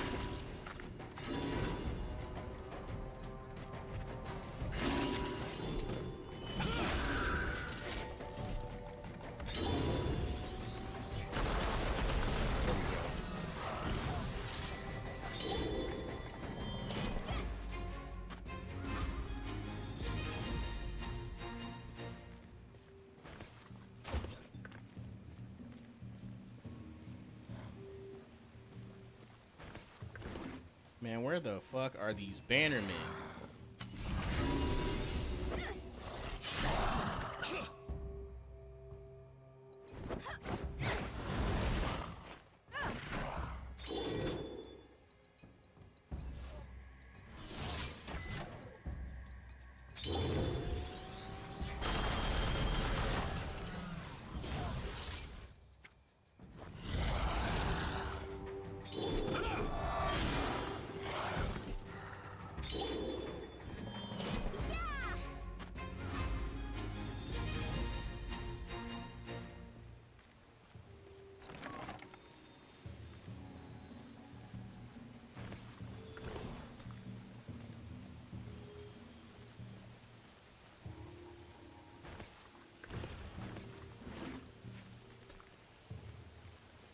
I forgot what Oil of Pain does.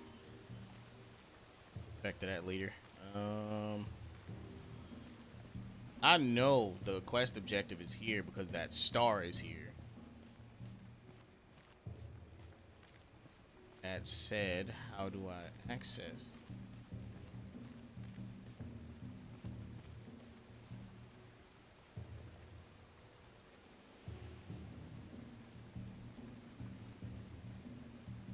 The hell is it?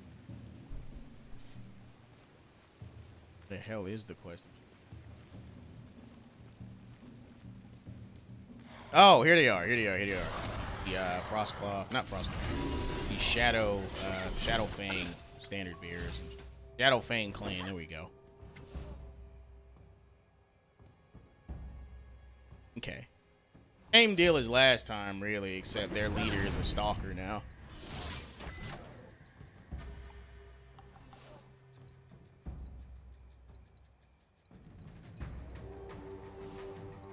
You know what? Just to show y'all what I'll do it.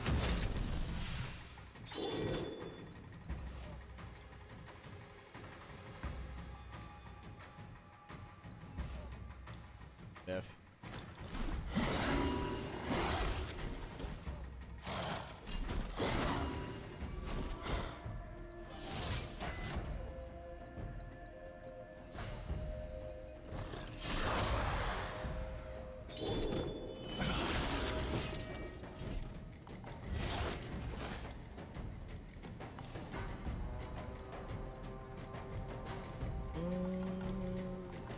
Here.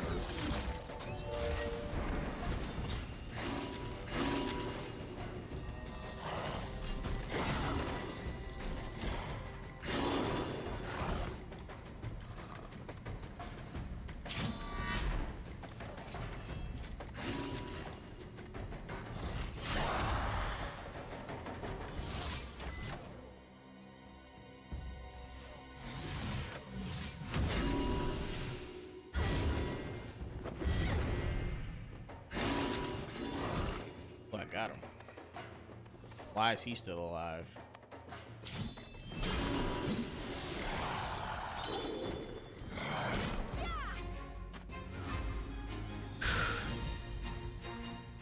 We have done it. We can progress the dungeon now. And I'm gonna have to, like, I'm gonna have to take a nap before I farm this shit. This shit was long as hell. But it's supposed to be. This is like one of the turning points in the game. Like this is the first central turning point in the game, where a part of the major plot is revealed. And if you were paying attention when I was reading some of the lore notes that were found throughout the dungeon, you'll know why.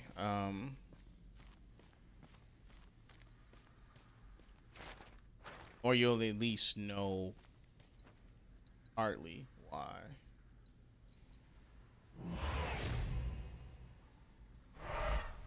Stone to work.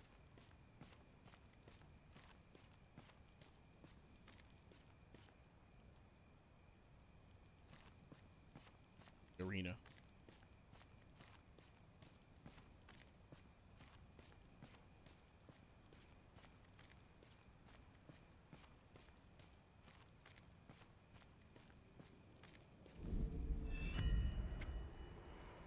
Oath Bannerman, well done. You held your word, I shall do the same. Gate will open.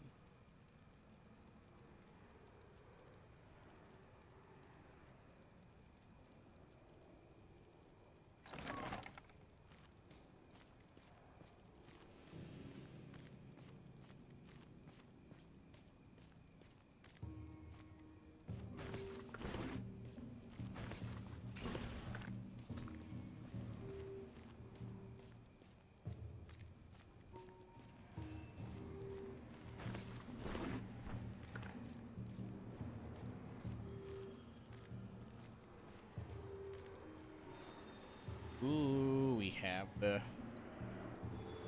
boss crystal.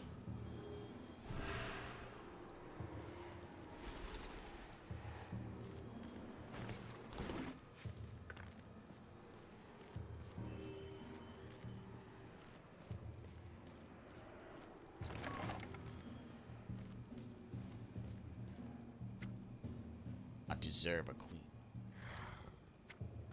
You outlanders think you can interfere with Lysolot affairs? Who do you think you are? Dark Lady will smile when I bring her your heads. Kill them.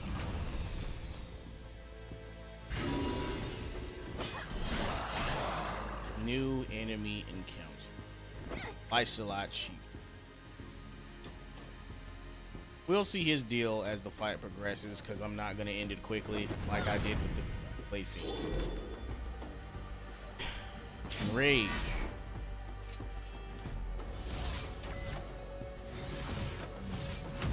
Innervating mist. Always mispronounce it.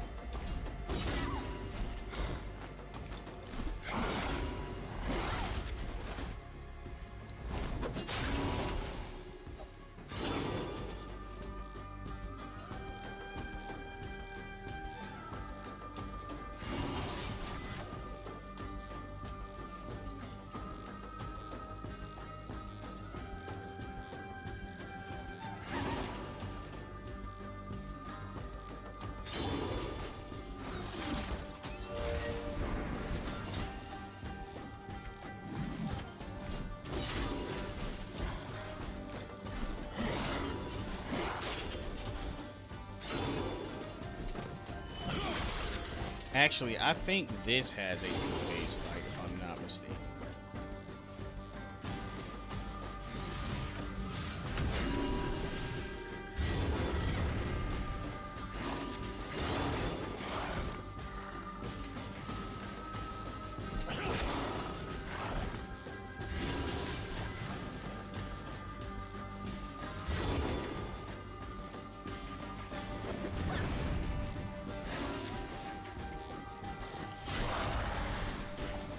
skills is to call reinforcements. You must focus on the chieftain or this battle will be lost.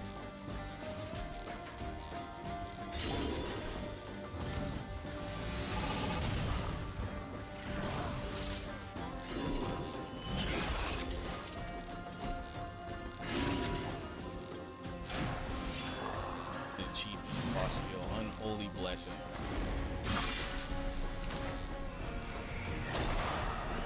The power granted to him by the Dark Lady. He has the ability to sacrifice his men for greater power.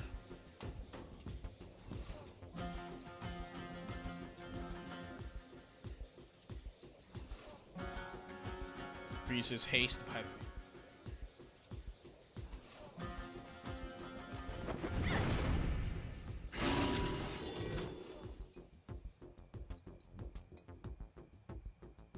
That's really all you need to see by now.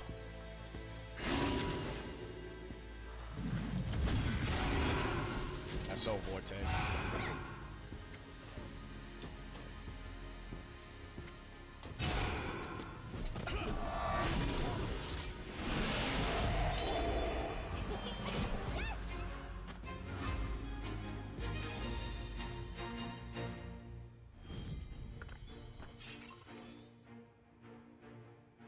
Got Chieftain's Might out of that. I've never seen a Lysolot use magic before. Let alone dark magic. I do not believe a Lysolot would take up the way of mana on his own. It must be taught or forced. He mentioned the Dark Lady. Could that be who gave him his powers? Likely. And I'll bet she's also the one who sent the bandits after that sword. We gotta find Monica and Nolan, but this seems bad. This must be why we were shot down. Why we were already known as outsiders. The Dark Lady doesn't want anyone interfering. We must find the others. Then we can make a plan. The plan should be to leave. As fast as possible. Let's go take out the cannon and get to Junktown.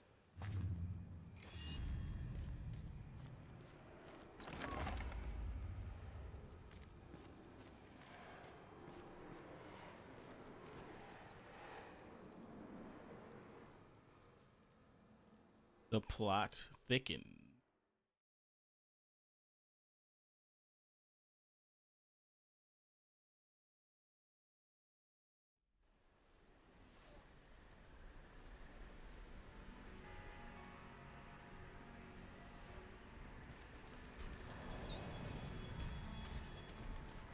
Since we beat the dungeon on the overworld map, the Path of Fangs will just be available to pass through as if it were a normal path. However, if we wanted, we could redo the Path of Fangs, which I'll do off camera.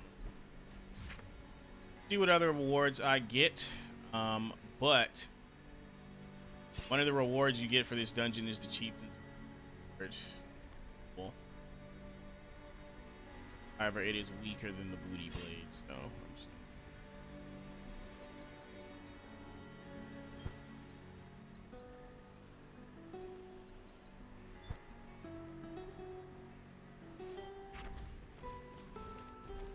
also, how much gold have I been? 6,000 gold. Oh yeah, the cannon. Thing we really were doing.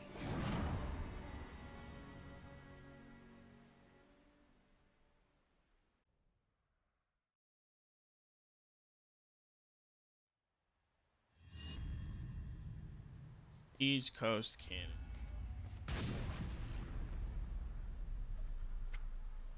Sounds like we've got some trouble just up ahead. Clearly, this is an encampment that the bandits put in place to set up their howitzer to block the road ahead. Hey! You're not supposed to be here. This now's our chance. So this motherfucker has been getting drunk and launching cannonballs. This isn't going in well. How the hell did you get around? Perfect combination. Faster to kill you than explode. Perfect combination, alcohol and explosives.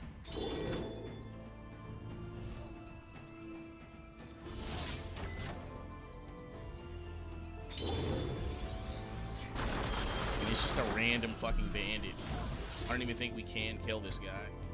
Don't fight fair. I'm out of here. Outrage.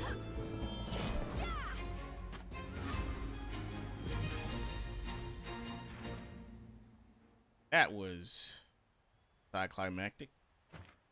A coward. But he was smart to flee. Behavior is consistent with many bandits. Regardless, the road to town is clear now. And head back and rest, or push on to Junktown. I think I'm gonna do both as a treat for you guys, because in the hotel, or the inn, excuse me, when you rest, you get bonus dialogue and stuff, bonus scenes. You see a wanted poster of Red Monica. The poster warns she is deadly, sneaky, and at the bottom, someone, perhaps a fan of hers, has drawn an extremely flattering caricature of her.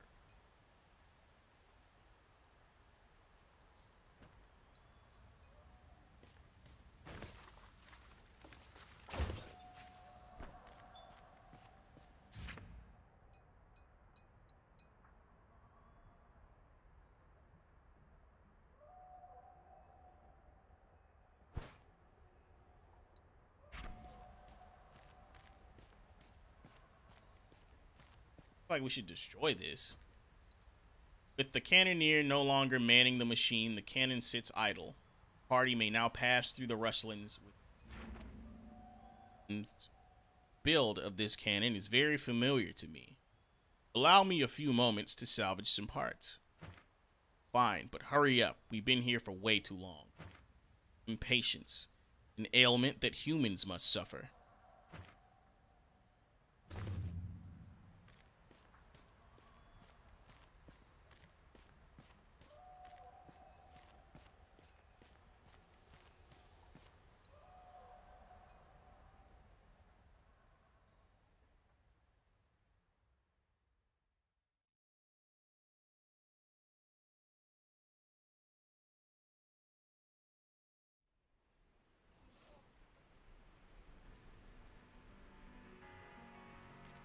Cool.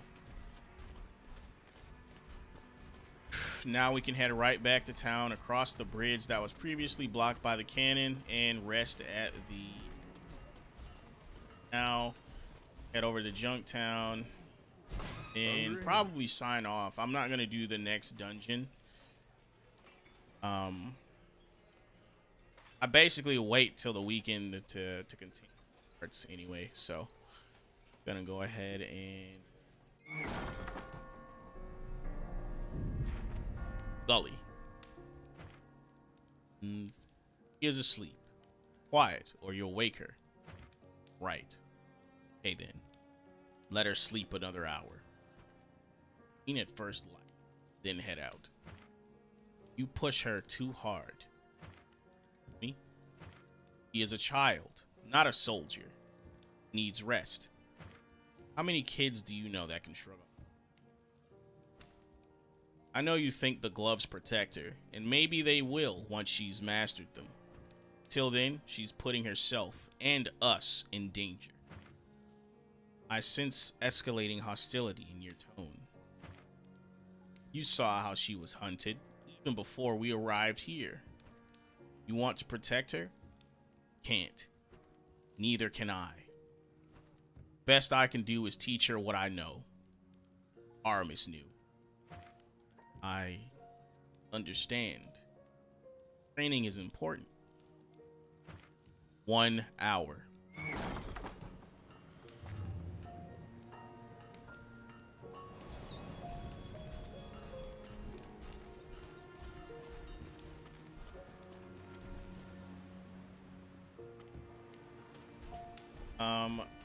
So there actually is one encounter that you guys didn't get to see, and that one involved how Garrison overworks himself and doesn't really sleep at night. And Gully was worried. I think what I'll do is provide another link to the inn interactions. And whether you want to watch them all or them with me. But we're about to meet we're about to visit two new locations. One, the Fishmonger's Wharf, where we're able to redeem our fish parts for shadow coins. Second one is going to be Junktown. And once we experience everything we can in Junktown before the dungeon, I'm going to go ahead and sign off. And now that I've unlocked these two fishing locations, probably farm them a little bit while I'm off camera and just have a horde of shadow coins that I can use stuff. But we're gonna meet a new character here. This is gonna be the Fishmonger. He looks fucking awesome, doesn't he? A humanoid shark with an Australian accent. It looks sick. Boy, what's all this then? Wow, hi. Haha, don't worry, chum. I don't bite. Most people. I'm just your average fisherman, besides. Right. Average. What's your name? Not that important. Old. Just call me the Fishmonger. I like it better that way. Okay, so you fish? Who doesn't? You seem a lot for it too, if my eye is right. And since it's always right, you allow me to continue. Sure. Make a catch, bring it here. I'm always right hungry, which turns out. And keeps me in a better mood. Promise to make it work. In exchange for what? Coins of the special kind. Sure, you've got use for them. And when you're ready for some new angling gear, it'll be me you want to see. We'll keep that in mind. Right, you will. Nice meeting you lot. You know I'm busy. What?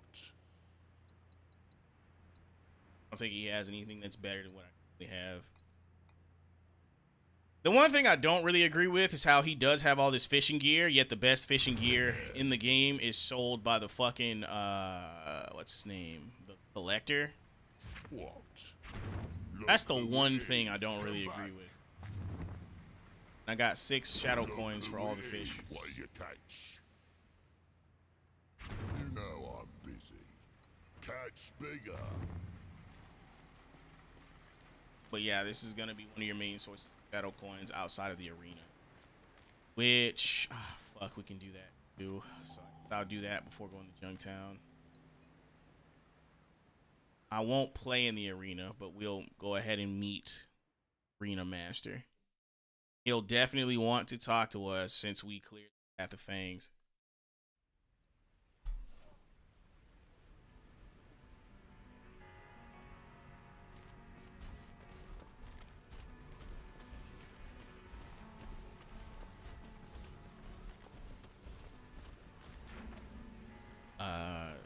Strange place for a tavern. Calling it a tavern is generous. This place looks like a dive. Yo, dives typically have information. Might be worth checking. Redo and I. Won't be a problem. Area which I'm now.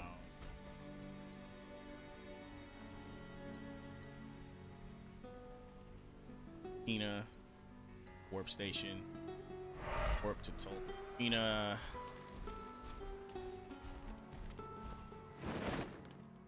Turned. Winds have carried word of your trials on the island. Certainly make your mark quickly. Does this mean we can try the arena? I have no reason. Enter. May you fare well. Are you not entertained? Lyco.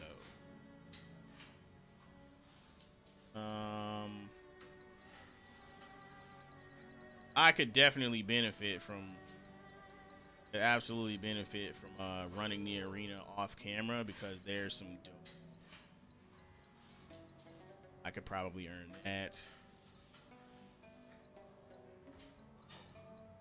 Pretty sure I could get at least 1,200 Battle Masters.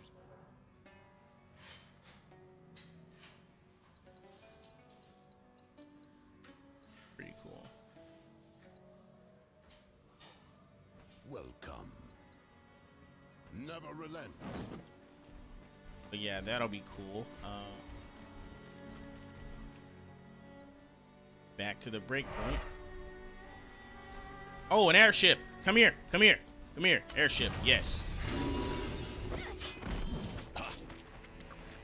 Sky Lieutenant, Shaman, Sky Wild Caller, Bandit Gun. Yeah, this is about to eat. Don't get me wrong, these guys are tough, but the rewards are definitely worth it.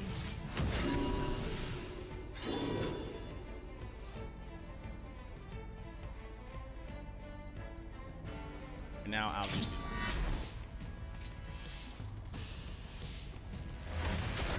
Weak. Weak. Shit. I was hoping she would survive.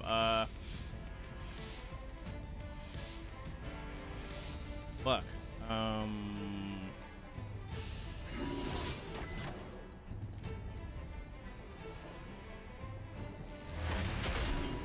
my god, they hit hard.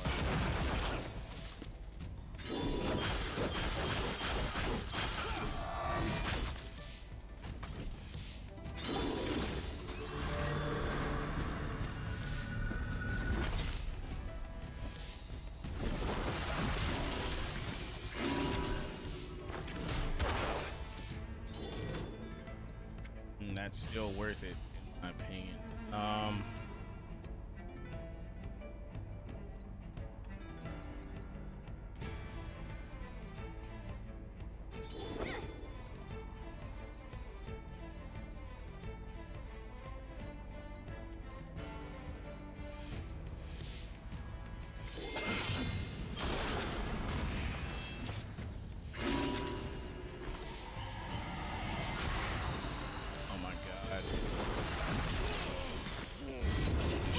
Fuck me. All right.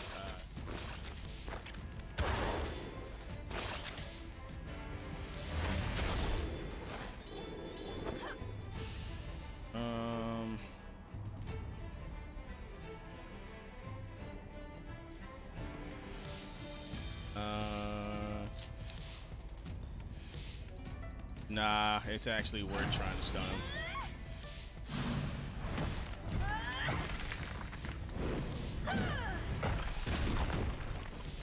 I got them all. Thank God. All right, let's see what we can make happen. Fuck up Calibretto.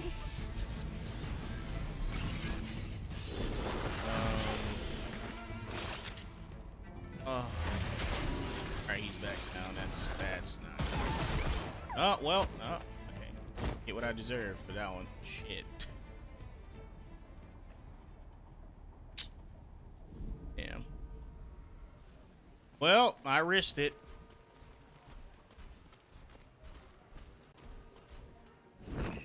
Yeah, I didn't try.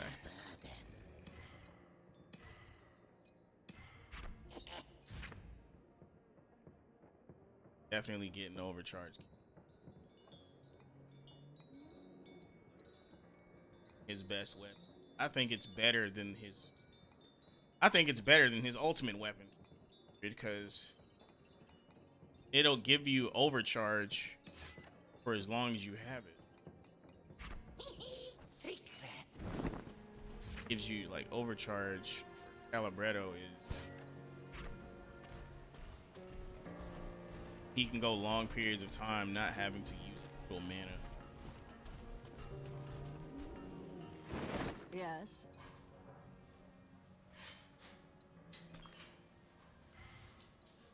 Greeting till the next.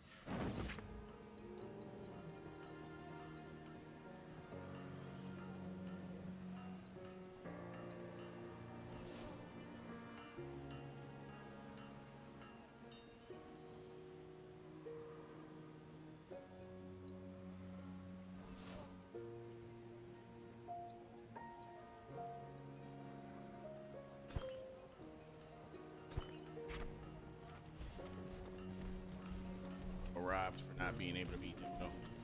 Anyway, stop lollygagging. Go to the point.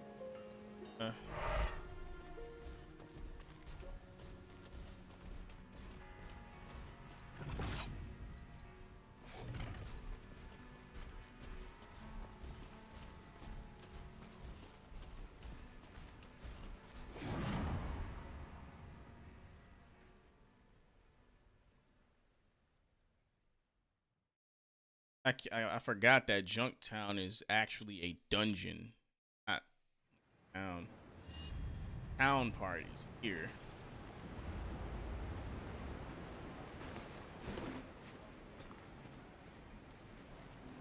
There's a few cool things you can explore here. There's a high rarity fishing spot.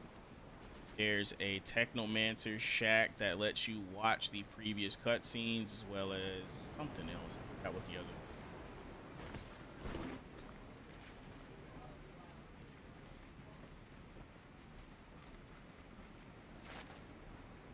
Someone has written something on this old yellow parchment.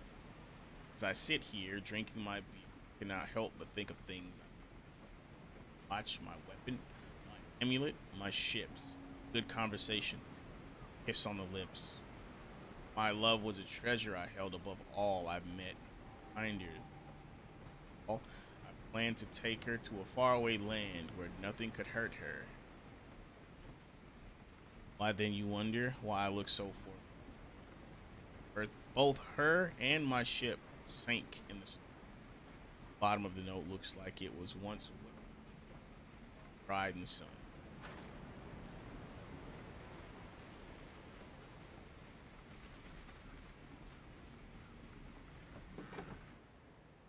The shack. A note hangs conspicuously on the wall. This is Arthur J. Stefanelli's work. Yes, that Arthur Stefanelli, the Technomancer. Anyone is welcome here. I don't care which faction or whatever you are, as long as you respect fine machinery, you are welcome to enjoy what's here. Just don't break anything, hooligans.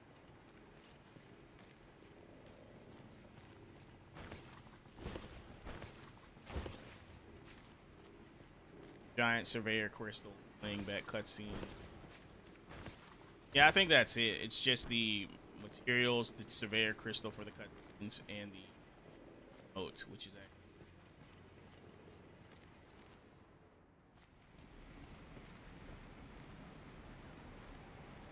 Now we're gonna step into the bar. See if we can get any clues on where our friends are. You can tell this is a bar run rife with bandits. Hey there, store your weapons and have no quarrel. I'm not much of a fighter, I'm more of a gambler. Find it's faster and less bloody way to earn gold. This is the gambler again, and I'm gonna fight him again. I think they put this here in case you missed him in the Iron Outpost. Miss him there.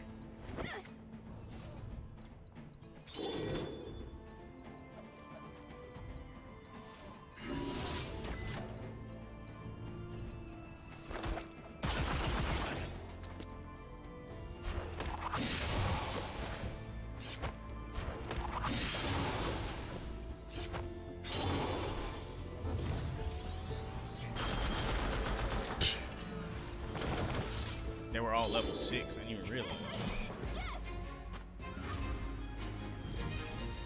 The green rarity of the cheaters does the same thing as the other. Gives you a 10%. Oh, that's another hunt upstairs, which other. I believe we get the materials after we beat Junk. So there's that. Your kind doesn't belong here. Bartender doesn't seem very interested in you. Though similar disinterest.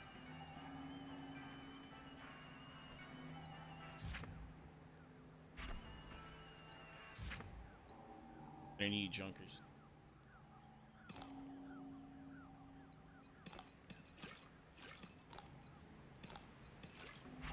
Pretty sure I need something from you.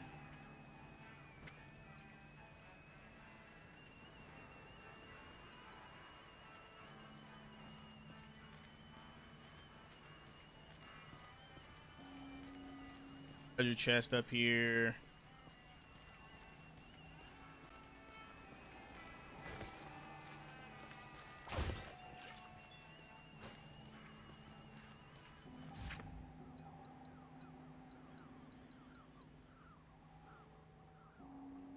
This ring has been stolen several dozen times in its storied histories, so the legend goes.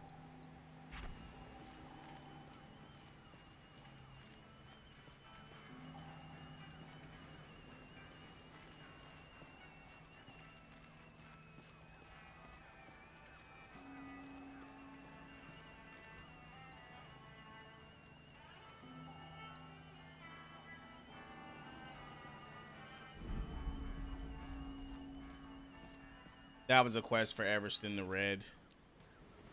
Town.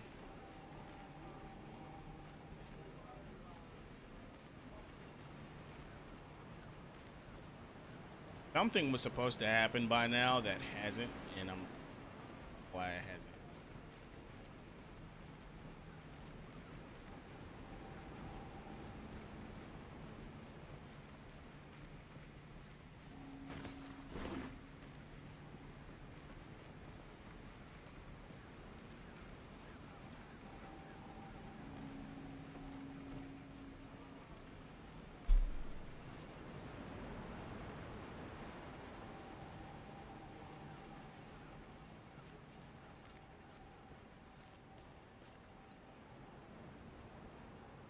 All right, so anyway, when we enter the Point Break Cantina, what's supposed to happen is that we find Nolan in a barrel. And he tells us that he ended up there because he found a barrel on the airship as it was going down, and he jumped off. Tried to make himself look like debris so that they wouldn't attack him, and then he opened a portal. Fell to the ground. Ended up in Point Break Cantina. But I'm actually gonna leave it there and pick up right here at Junktown.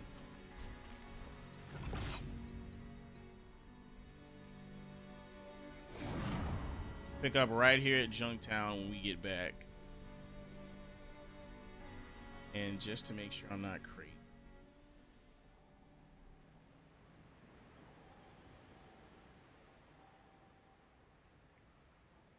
It might not happen there, and it might happen here.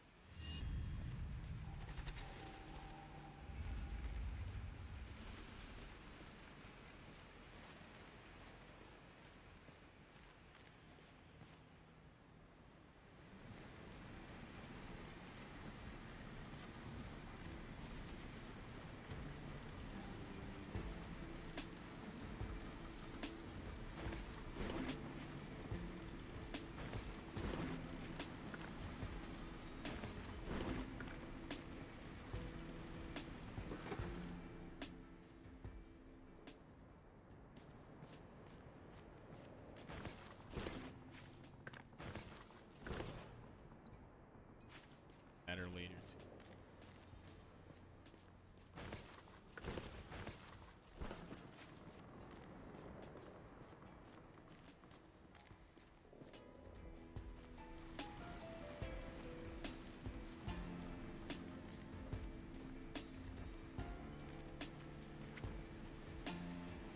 There won't be any trouble from this guy.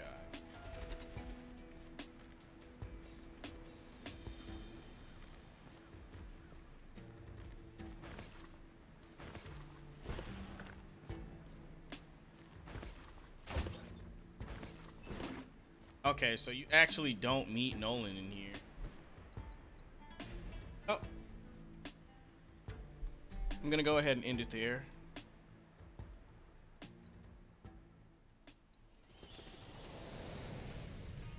All right, guys, that was part 2 of Dread Quest featuring Battle Chasers Night War, and I'll get to uploading part 3 next week. And that'll be on Friday. And I don't believe I'll be posting another video in the middle of the week next week because I'm actually gonna be working on a different project, which is gonna take a while to complete. Not gonna tell you what it is yet. When I'm ready to announce it, I'll go ahead and post it on the community page and in my writing club server. But anyway, this has been your gracious host, Kaine Walker, and I'll see you all again. Peace.